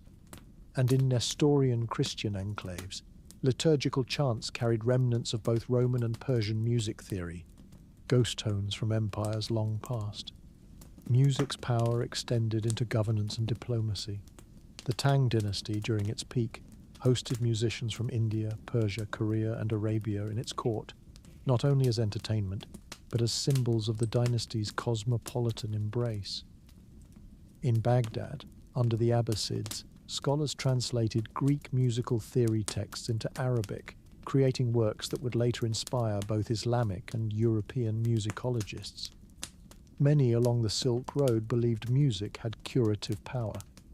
Avicenna, Ibn Sina, the Persian physician and philosopher, wrote in the 11th century about the effect of modes on mood and health, a forerunner to today's music therapy. He classified melodies by the seasons, humours, and even time of day. Nomadic shamans in the Central Asian steppes used drums not just for rhythm, but to enter trance states, mimicking the gallop of horses as they journeyed to the spirit realm. Flutes were used to speak with the wind, lutes played during childbirth, and quiet lullabies, passed from mother to child, often outlived dynasties. It is easy to imagine music as background, as an aesthetic pleasure.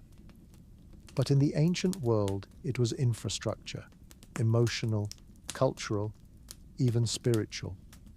Along the Silk Road, it outlived the cities that hosted it, surviving even the fall of Samarkand's towers or the deserting of once busy caravanserais. When a travelling musician sat beneath an arch and played his rebab, he was not just entertaining, he was transmitting. carrying a memory stitched with the fibers of many worlds. And for those who listened, far from home, music became the one place that felt familiar, the one door that opened in every direction. The courtyard quieted after the last of the bowls were washed and stacked. Soft murmurs faded behind thick wooden doors as travellers disappeared into alcoves and cells to find sleep or solitude. The fire at the centre dimmed to glowing coals, but above it all, the sky awakened, velvet dark and scattered with stars. A young boy, barely more than 10, lay flat on his back atop a rolled carpet just outside the inner wall of the caravanserai. His uncle sat nearby on a low stool, legs crossed, hands resting on his knees, face tipped upward. "Do you see the hunter yet?" the boy whispered. "Not yet," his uncle replied, eyes scanning the heavens. "He rises late in these lands." They waited, letting their eyes adjust. Overhead, the stars shimmered cold and steady. No clouds tonight. The wind had fallen, and the only sound was the crack of wood cooling in the fire pit and the shuffle of distant hooves being tended to. One could almost hear the earth spinning beneath them. The uncle raised a hand and pointed. "There, see those 3 bright ones in a row? That's his belt. When the belt is clear in the sky, the path is safe to travel." The boy squinted, nodded, and tried to fix the line in his mind. They call him Orion where the Greeks live, but many names are his. Some say he is Bahram, the eternal hunter. In the mountains east of here, they say those stars are the spine of a dragon who waits to descend when the world grows cold. The boy turned to him, curious. "What kind of dragon?" "A celestial one," said the uncle, smiling. "Not a creature of fire, but one of shadow and memory. The sky remembers more than we do. In the centuries before compasses and chronometers, the stars were both map and myth. Astronomers of the Islamic world had charted them in painstaking tables. In Baghdad, under the Abbasids, scholars at the House of Wisdom had translated Greek, Persian, and Indian star texts, synthesizing them into treatises used by merchants, sailors, and travellers alike. One such work, Al-Zij al-Sindind, had crossed the deserts on camelback, copied by hand into scrolls and passed between hands from Samarkand to Balkh. It contained tables for lunar motion, fixed star positions, and eclipse prediction.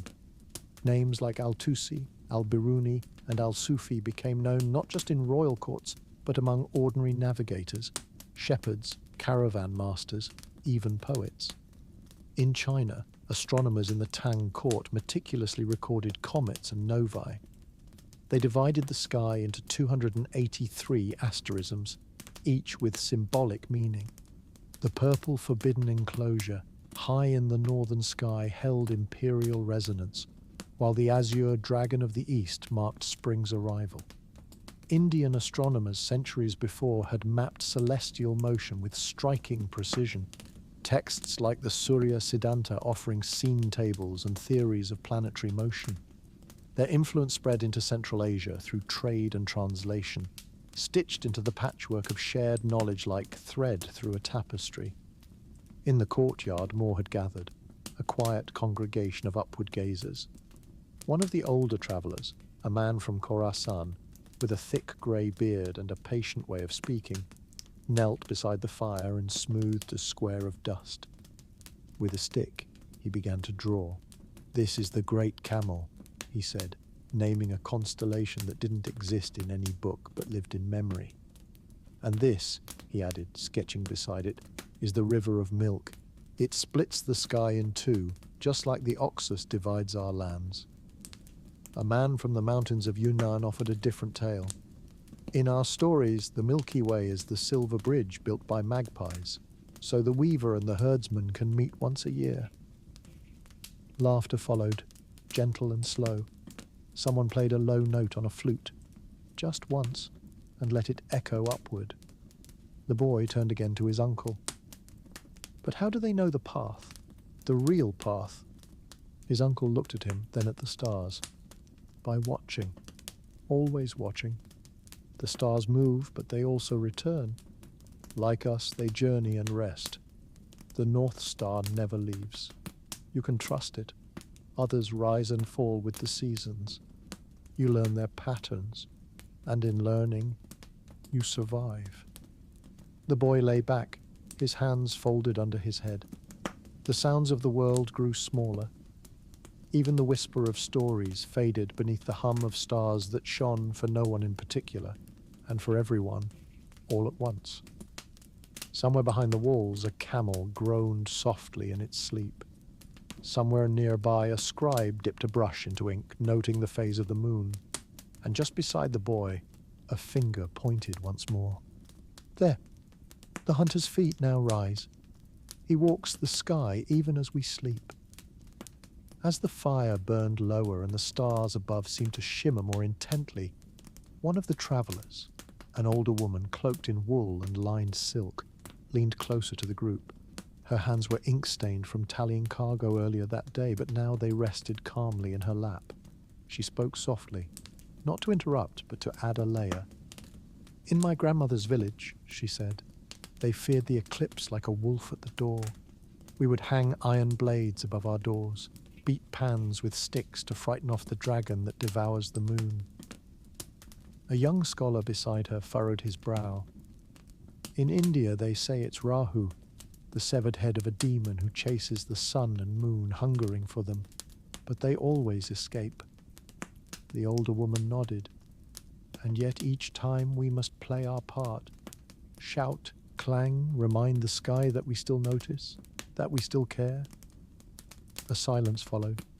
The boy, half asleep, murmured, "Does it matter if we believe or just that we act?" The scholar glanced at him, then looked again to the stars. Perhaps belief and action are twin stars themselves. One lights the path and the other carries us along it. Later still, as the courtyard emptied further and only a few embers remained, two men sat quietly near the edge.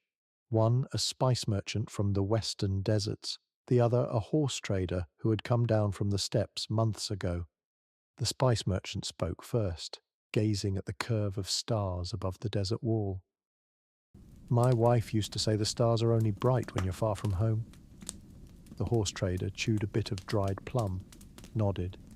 Or maybe they just feel brighter when you don't recognize them. They sat a while, unmoving. I thought this road would fill me, the spice merchant admitted. That all the things I'd see and trade and eat would make me feel larger. But sometimes it just makes the space inside stretch wider. The horse trader leaned forward, elbows on knees. It stretches, yes, but maybe so that something else can enter. You'll take home more than your ledgers can show. The spice merchant smiled faintly. Or maybe I'll just learn how to miss things better. A star streaked quietly across the blackness above. Neither of them noticed. Their eyes had drifted closed, their breathing deepening into the rhythm of sleep. The night held them without judgment, and the stars kept turning, as they always had. The last of the lamps flickered low, their flames pulling long shadows across the stone and packed earth. Somewhere near the far archway, a trader quietly gathered his instruments into their worn leather case. The sound of the clasp clicking closed like the final note of a lullaby. The music was gone, but its warmth lingered, woven into the hush that now covered the courtyard like a soft blanket. Steps slowed. Words ceased. Even the animals tethered outside the walls gave in to the silence, their breathing becoming the only rhythm that dared to speak. Above, the constellations turned, unmoved by longing, untouched by distance. But on the ground, the weight of many miles, many tongues, many names carried itself inward, into shared rooms, into closed doors, into the dreams that would soon follow. A boy gently cradled a carved wooden amulet his mother had tied to his belt before he left home. He kissed it once, pressing it against his chest, then slipped it under the edge of his mat. The old woman who'd spoken of eclipses rolled her wool blanket tighter around her shoulders and muttered an old verse in a dialect barely anyone recognized anymore. Somewhere, a baby gave a soft mewl before being comforted. The wind moved like silk through the high windows. Night did not fall here. It seeped in slowly, like ink in warm water.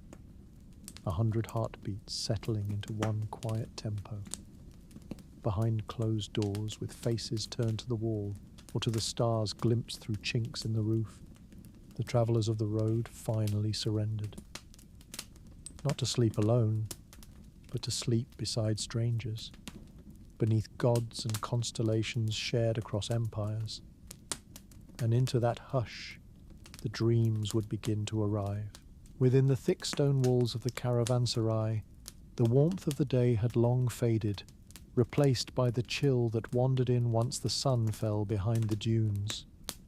One by one, the heavy wooden doors were drawn shut, slow creaks and gentle thuds echoing softly in the narrow halls. These were not doors meant to keep people in, but to gently tuck them in. A pause between waking and dream. Inside the rooms, travellers from every direction unrolled blankets, stretched aching limbs, and pulled wool and cotton around their shoulders like whispers of home. The shared spaces, usually humming with daytime barter and murmurs, now fell to a reverent hush. Only the sigh of breath and the rustle of cloth filled the dark. The candle flames had been snuffed out, the last of the glowing lanterns left to burn themselves to sleep. Some lay close to family, others curled away toward corners, their backs to unfamiliar faces, hearts still softened by the day's warmth, but unsure what dreams would come. Among them, in a room near the eastern gate, a merchant from Kashgar adjusted the tiny bundle tied to his neck, a narrow cloth pouch that held a dried rose petal, a tiny script from a temple, and a pebble he'd taken from the garden where he last saw his son. These things, he believed, kept his spirit tethered while he wandered, and so far they had not failed him. Not far from him, an old man from Samarkand whispered a name under his breath before sleep. It was unclear whether it belonged to a wife, a lost friend, or a god, but it steadied him, the way you might balance a clay jug before a long climb. Elsewhere, a woman in her middle years unwrapped a long braid of herbs she had kept tucked under her robes. She set it beside her mat, its scent of bitter orange and myrrh rising like incense. She believed the aroma confused wandering spirits and kept the dead from entering her dreams. A small belief, but belief nonetheless. In the corner of another room, a boy from the southern mountains shared a mat with his uncle. He pressed his back against the older man and whispered questions in the dark. "Do stars fall when people sleep?" "Sometimes," the uncle murmured, "but mostly they wait until someone watches." The boy was quiet. Then, "If I dream of home, can I stay there?" "No," the uncle said softly. "But you can visit and bring something back." Some feared sleep. Not for lack of tiredness, but because night held things the sun did not. Fragments of memory, twisted faces of longing, the voices of those lost to sand or sea. In caravanserais, stories passed from mouth to mouth about strange dreams that seemed to come to every traveller at least once, of walking endlessly down halls that never ended, of trading with people who had no eyes, of waking to find a familiar voice calling from behind a closed door. To guard against this, charms and talismans were quietly placed near pillows. A silver coin marked with an ancestor's name, a small image of the Buddha, a folded paper triangle bearing a line of Quranic calligraphy, worn bits of jade and bronze etched with symbols of protection. One man tied a red string to his wrist every night before sleeping, then burned it in the morning. He never explained why. These protections were not shared openly in the daylight. They were private, modest gestures. But each night they came out like old friends returning to stand silent vigil. Outside the walls, the desert wind combed the earth. Sometimes it sang through cracks in the stone, like a breathy flute played by the dark. The animals tethered in the open courtyard murmured in their sleep. The twitch of ears, the shifting of hooves, the low waffle of a camel dreaming. And in the farthest room, near the main archway, a woman from the west who spoke little shared a corner with a younger traveller who had lost his voice from the cold. They did not speak, even now, but before sleep, the woman unwrapped a cloth and laid between them a carved wooden charm. It bore the shape of a sleeping lion, wings folded, its paws beneath its head. He looked at it, then at her. She nodded once, then pulled her blanket close and turned away. No words were needed. Sleep, when it came, did so without knocking. One by one the murmurs faded, replaced by slow breathing. The air took on the deep warmth of bodies at rest, and though the caravanserai had never felt truly still, not even in the hottest hour of the day, this hour before dawn belonged to no one.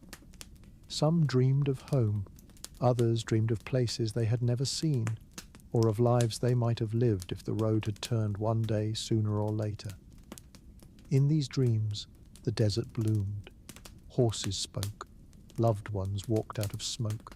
A child flew over distant mountains on the back of a crane. And some, it is said, did not dream at all, but simply rested, held fast between memory and silence. Not all feared sleep. For many, it was a moment of belonging that the daylight did not always offer. A shared silence, a common breath, a room full of strangers who for a few hours asked nothing of one another except to be still. And so the caravanserai, long after the merchants had settled and the guards had made their final pass, held them all in its stone belly, quietly, reverently, like a story keeping its final page until morning. In the deep hour before dawn, when even the sand holds its breath, sleep becomes something else, not just rest, but a passage. Somewhere in the eastern wing of the caravanserai, a young man dreams of mountains that curve like sleeping beasts. He walks along the ridges barefoot, and beneath each footstep, flowers bloom in the snow. His mother, long gone, waits at the highest peak. She does not speak, but holds out a cup. He drinks, and wakes with the taste of cardamom and tears on his tongue. Near the southern arch, a woman wrapped in wool sees her ancestors walking backwards into a well. They do not fall. They float downward and wave to her. One beckons. She hesitates, then follows. When she wakes, her fingers are curled tight around a small stone she had forgotten she carried.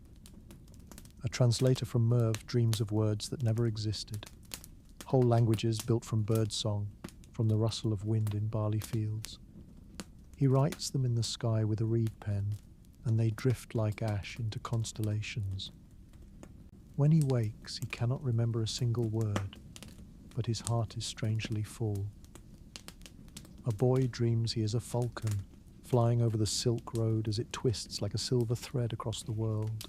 He sees it all, the spice markets, the turquoise domes, the sea where ships breathe wind like sails of breath. He wakes just before dawn, whispering, "It's all real," to no one at all. And in the central room, an old man has no dream at all, only a great silence, as if something vast and ancient simply sat beside him all night. When he opens his eyes, he touches the ground and says a quiet word of thanks. Outside, the sky is beginning to pale, a soft thread of blue tugging at the edge of the stars. Soon the caravanserai will stir, bowls will clink, hooves will thud. Voices, languages, prayers will return, but for this one moment, the world still sleeps. And the dreams remain. In the hush between darkness and dawn, one could almost hear the fabric of sleep itself. Wool shifting, cotton sighing, camel hair settling into the shape of a spine grown weary from the road. Travellers along the Silk Road came prepared not only with goods and coin, but with their own sleep. Caravanserais rarely provided bedding. Instead, each guest carried their comfort: rolled woolen mats, stitched saddle blankets, or layered quilts of coarse linen padded with goat hair. The desert nights could be cruel, freezing even when the day had scorched. so thick cloaks doubled as bedding, and even saddlebags were emptied to provide height beneath heads. In colder regions, travelers used felted wool, sometimes dyed deep reds or ochres. The art of felting, practiced from Anatolia to the steppes of Mongolia, created thick, durable bedding that repelled both moisture and cold. Silk, prized but too light for true warmth, was more often used for inner linings or head wraps. A rich merchant might rest upon a folded silk brocade quilt, while a herder from Bukhara lay swaddled in tough wool patterned with tribal dyework. Beneath them, earthen floors, or raised wooden platforms if the caravanserai was wealthy. Occasionally, in regions near Persia or Central Asia, woven reed mats were placed directly over packed clay, scratchy but dry. They did not sleep alone. Men often lay shoulder to shoulder in communal rooms, separated by cloth partitions only if one had the wealth or influence to request privacy.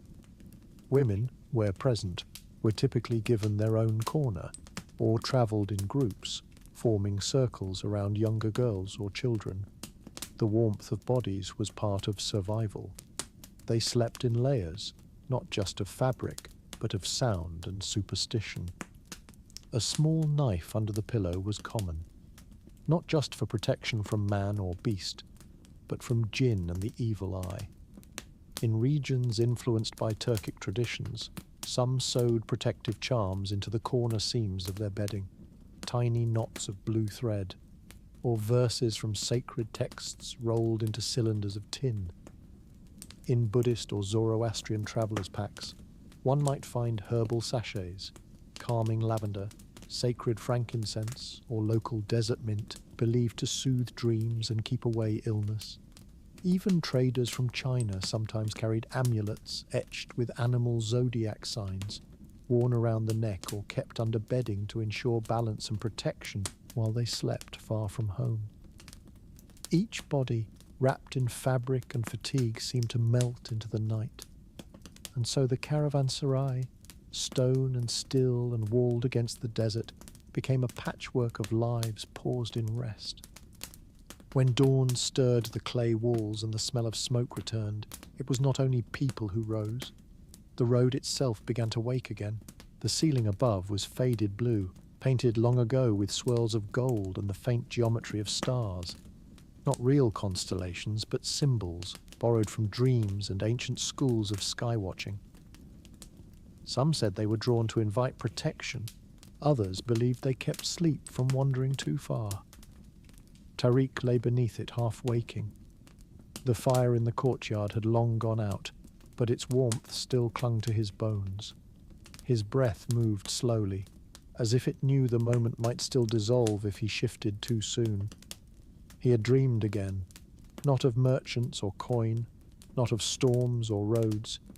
He had dreamed of fig trees, of the green hills near Nishapur, where his mother once spread pomegranate seeds on a flatbread and handed it to him with flour still on her fingertips.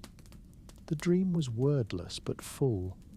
The feel of spring wind before the heat came, the sound of goats on stone paths, the weight of a clay jug on a young shoulder.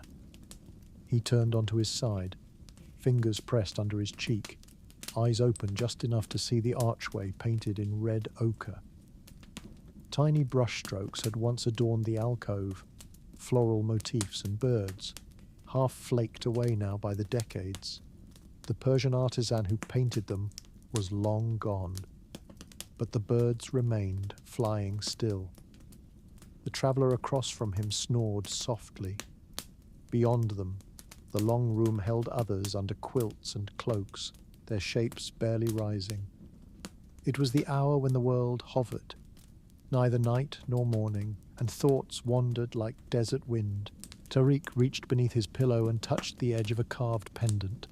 An old one, bone or ivory, shaped like a circle with a dot at its centre. He'd traded for it in Samarkand.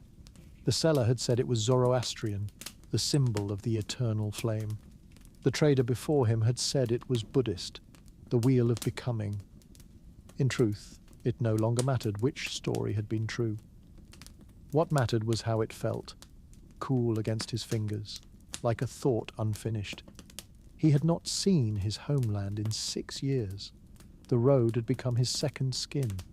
He had traded textiles in Kashgar, consulted spice prices in Herat, and watched a sandstorm swallow an entire village in the Taklamakan.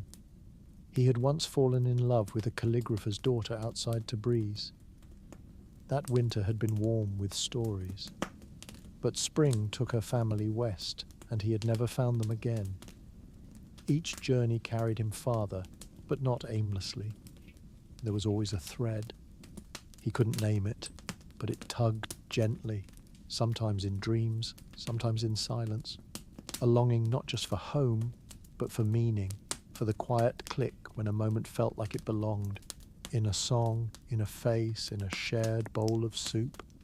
Sometimes walking the bazaar at dusk, he would hear a word in his mother tongue, and his breath would catch. Memory lived in sounds more than anything, a cadence, a laugh. The painted ceiling above him blurred a little as his eyes misted. He blinked it back. His father had told him once that longing was sacred. Even the prophet missed his city, he had said. Even mountains miss their shadows when the sun moves on. He smiled at the thought. From somewhere near the hearth, someone stirred. A cough. The sound of boots shifting. The caravan would begin moving soon, but not yet. Tariq sat up slowly, wrapping his wool shawl around his shoulders. The floor was cool beneath his feet. The quiet inside the stone room was matched only by the hush of memory. Not sad, but weighty. Like the weight of stories told in the night, or a letter unread in a pocket. He stood, touched one painted beam above his head gently, as if it might remember him, and then stepped out into the courtyard, where dawn was slowly threading itself into the sky. Go on a journey from self to self, my friend. Such a journey transforms the dust into gold. Attributed to Rumi. The morning sun has not yet touched the high walls, but it warms the sky in promise. In the hush before movement, when the sleep in a traveller's bones is still thick, a silence falls that is not empty. It listens. There are words spoken in no tongue, only in footsteps and glances. They say, "You are not alone in your wandering." Others, too, have walked roads that stretched farther than home, hoping to find something older than names, something softer than maps. In the marketplace of stars above, the caravans of memory and myth continue to pass. Some say that longing is a kind of prayer. Some say the road itself is the answer. And so, as the lamps are dimmed and saddles prepared, the heart turns once more to the horizon, not in haste, but in reverence. The sun rose slow, like the breath of the earth exhaling warmth into the chill left by the long night. One by one, figures stirred within the courtyard of the caravanserai, emerging from their dreams as if from deep water. There was no sudden noise, no clatter, only the rustle of cloth, the whisper of leather soles brushing sand, and the soft clink of pots being lifted back into use. Today would be another day of movement. The camels groaned and shifted their weight, long-limbed and patient, blinking at the rising light. Men and women, wrapped in layers of wool and cotton, tightened harnesses and cinched ropes, securing baskets of goods, bolts of silk dyed deep indigo, fragrant bundles of dried herbs from the Fergana Valley, shining brass tools wrapped in oilskin, a curved ivory comb from somewhere far beyond the Oxus. Caravans did not rush. Their pace was not dictated by haste, but by endurance, of beasts, of people, of time itself. The desert could not be hurried. The steppes could not be conquered. One simply passed through them with humility. They moved out as the sky brightened from pale gold to a whiter blue, the air still cool but tasting already of the dust to come. The world stretched wide before them, open, crackling and vast. Beyond lay more sand, more wind, and further still, the soft green of grassland plains.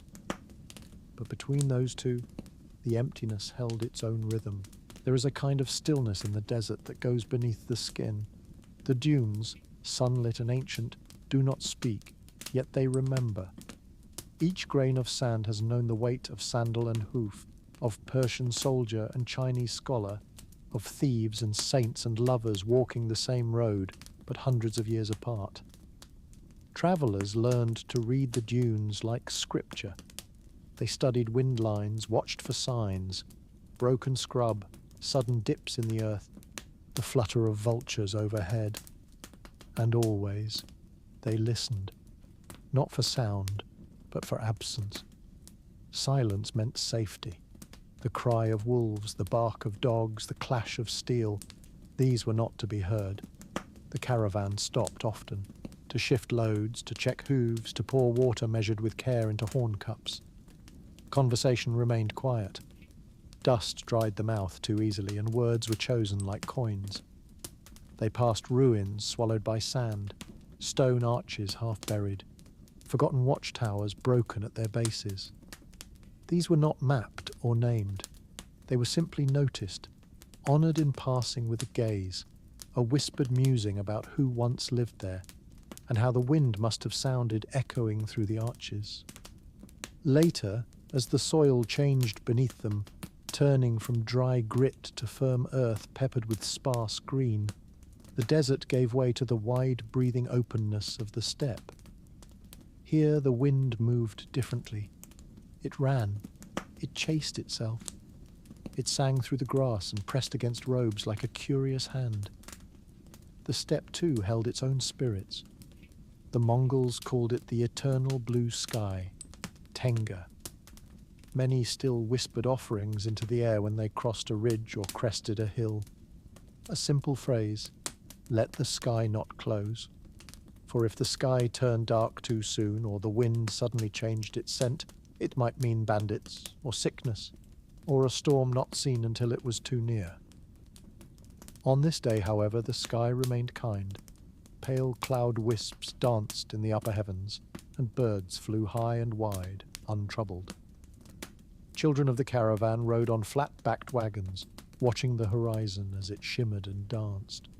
One of them clutched a toy carved from bone, a horse no longer than a thumb, a charm against homesickness.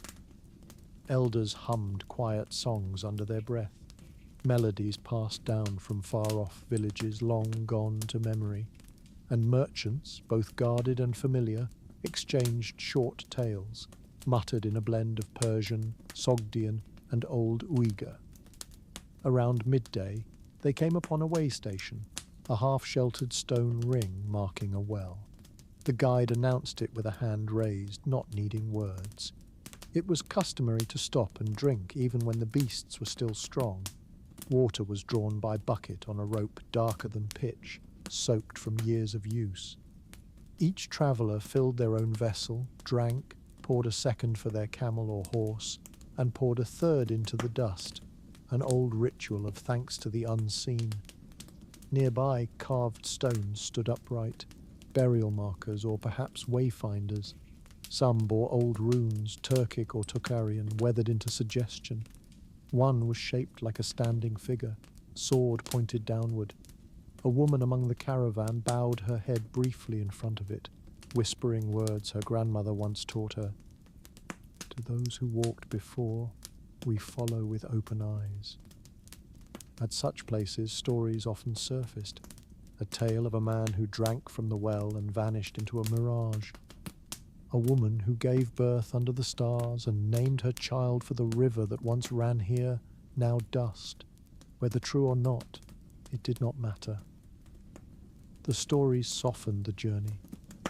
As the light began to shift again, shadows lengthening across the land, the caravan slowed. The animals knew the change before the people did. They grew restless, eager to stop. A cluster of trees appeared in the distance, hardy, twisted things growing around a shallow spring. There the caravan circled itself. Tents were raised, fires lit. The evening meal would be simple. Lentils, flatbread warmed over coals, dried meat softened in hot broth. Someone pulled out a worn, stringed instrument, and the notes it made were barely more than breath, but they filled the dusk like incense. The travellers were tired but not unhappy. This was the life of the road, hardship braided with beauty, repetition softened by wonder.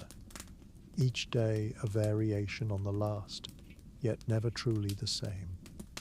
As the stars came out, sharp and endless above the steppe, a boy walked away from the fire circle, lifting his gaze. His father joined him, and the two stood quietly, side by side. "They say the stars are holes," the boy murmured, "that the gods watch us through them." The father smiled faintly. "Maybe they do. Maybe we are the story they tell each other when their own nights grow long." And in that moment between cold ground and boundless sky, time folded gently, as it often did along the Silk Road, until all that was left was the sound of wind across the grass and the silent, enduring road stretching onward toward another morning. The fire had burned low. All that remained were the quiet glows beneath an ashen skin, red coals pulsing like the faint heartbeat of the caravan. A few tendrils of smoke still curled toward the rafters above the open courtyard, dissolving in the brittle pre-dawn chill. Somewhere nearby a kettle clicked as it cooled, forgotten among the slumber. The caravanserai, so full of sound only hours earlier, the sharp clap of laughter, the scrape of bowls, the overlapping songs of dialects, was now wrapped in a silence that felt reverent. Not empty, but filled with something weightless. Breath, memory, dust settling in moonlight. A dog padded across the central courtyard, its steps soft, cautious. It paused, sniffed the earth, then curled beside a sleeping guard's feet, its ears twitching gently at some echo from the desert beyond. Even the animals knew the pause before the day. This was the hour of waiting, of long shadows, of a hush carried for centuries between walls like these. It is said that before every great journey, the earth itself pauses. The Silk Road, that twisting, branching artery of trade and story, taught travellers to recognize that silence, the one that comes just before movement. An old Persian saying whispered among merchants spoke of it like this: "The stars must fall into their cups before the camels may rise." This was such a moment. In the travellers' quarters, little more than raised stone ledges lined with woven mats and sheepskin rolls, sleep was layered deep and slow. Men and women lay like driftwood upon the shore of the night, wrapped in robes dyed indigo, turmeric, mulberry. Some murmured in sleep, some turned with soft creaks of bone. Breath came in synchrony, like the rhythm of a tide. By the far wall, an old man from Kashgar stirred. His white beard spilled across his chest like a river of thread. One eye cracked open. The stars were still out. He counted them silently, a habit left from his years herding yaks under cold skies, and let his eyes close again. It was not yet time. Across from him, a boy no older than 12 lay with a curled hand tucked under his chin, still clutching a carved wooden amulet. His dreams, no doubt, still clung to the high mountains, of hawks wheeling overhead, of stories told by mothers at oven fires, of the goats he had helped herd before he was sent to join his uncle's journey to Samarkand. The architecture of the caravanserai pressed in with quiet dignity, thick stone walls, smooth from centuries of desert wind, forming a rectangle of refuge around the courtyard. Narrow windows watched like patient eyes. Arches framed the doorways. On one lintel, faded Persian script still whispered, "Peace to those who arrive, strength to those who depart." In the stillness, one could almost hear the echoes of others. The salt traders from beyond the Caspian, the monks from Dunhuang with scrolls in their sleeves, the cooks from Antioch grumbling over cracked pots. They had all passed through, had slept on these stones, boiled their tea over these same fires, laughed in these echoing corridors, and vanished like wind over dunes. Nothing here was permanent. Not the spices packed in tight bundles, not the coins exchanged in the counting room, not the footprints in the sand-swept courtyard. Only the road remained, a flicker, a movement near the fire pit. One of the guards, broad-shouldered, wrapped in a patched woolen cloak, sat up slowly, combing fingers through his beard. He reached for the curved dagger at his side, more from habit than worry. He stretched. Bones popped. Then came the sound.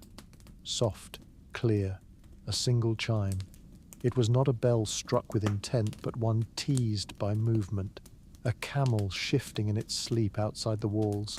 The small bronze clapper on its halter waking before its master. That sound had travelled far in history, across the steppes, through mountain passes, from stable to stable. It was the heartbeat of the Silk Road. The guard smiled to himself. So it begins again, he thought. He moved through the corridor toward the animal yard, where the beasts were beginning to rouse, snorting into the cold. Frost had settled over their backs. One knelt awkwardly and groaned. Another simply looked at him with slow, blinking eyes, as if questioning the necessity of mourning. In a quiet corner beside the stair that led to the second level, a woman emerged with a brass basin in her hands. She set it on the stone, unwrapped a small cloth bundle of herbs, lavender and mint perhaps, and poured water over them. The scent rose like memory. She dipped her hands in and rubbed her face, eyes still closed. This was more than cleansing. This was grounding, a ritual older than empire, repeated in every way station from Aleppo to Chang'an. Others followed, quietly, without words. A queue of shadows seeking water, seeking purpose. Some knelt to pray. Some tied belts. Some sat in silence, watching the sky. It was still dark, but the darkness had changed. The stars had grown fainter. The air thinned with promise. Someone lit a small oil lamp, and its light wavered over the bricks like a golden whisper. A man sat near the courtyard's far column, pulling a needle through a tear in his sash.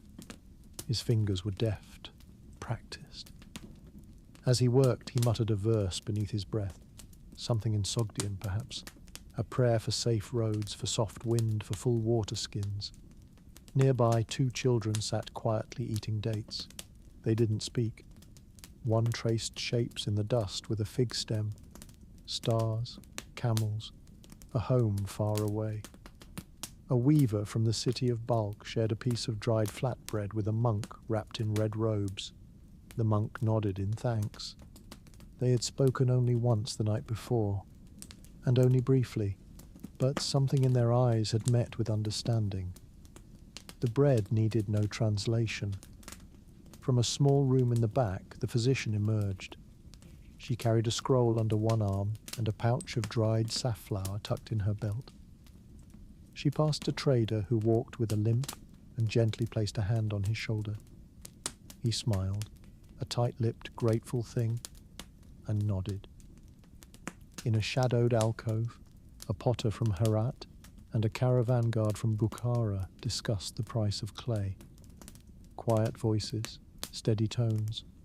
It was too early for negotiation, but the seeds of commerce always sprouted in silence. One of the caravan's cooks knelt beside the fire and began to prepare chai. Crushed cinnamon, black leaves, and goat's milk stirred into life with practiced rhythm. The scent crept through the courtyard like a call to prayer. Finally, after all that, the sun broke.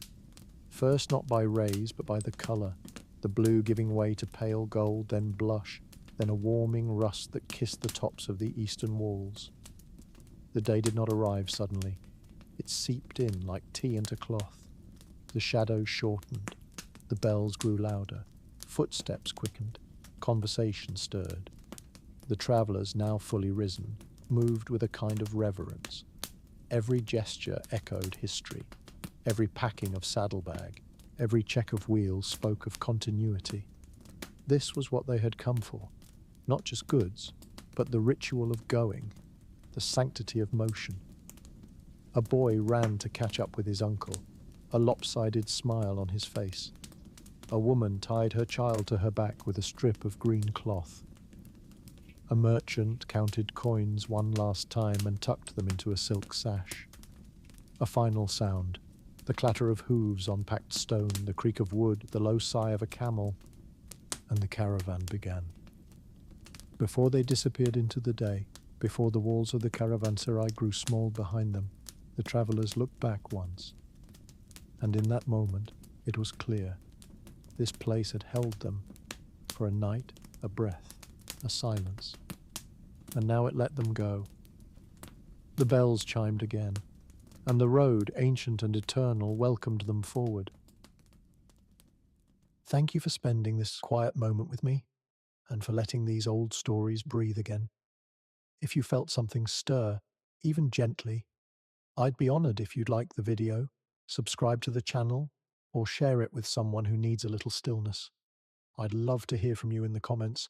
What part of this story stayed with you the most, and why? Your reflections help shape where we go next. Until then, be kind to your thoughts, hold space for slowness, and I'll see you in the next chapter of time.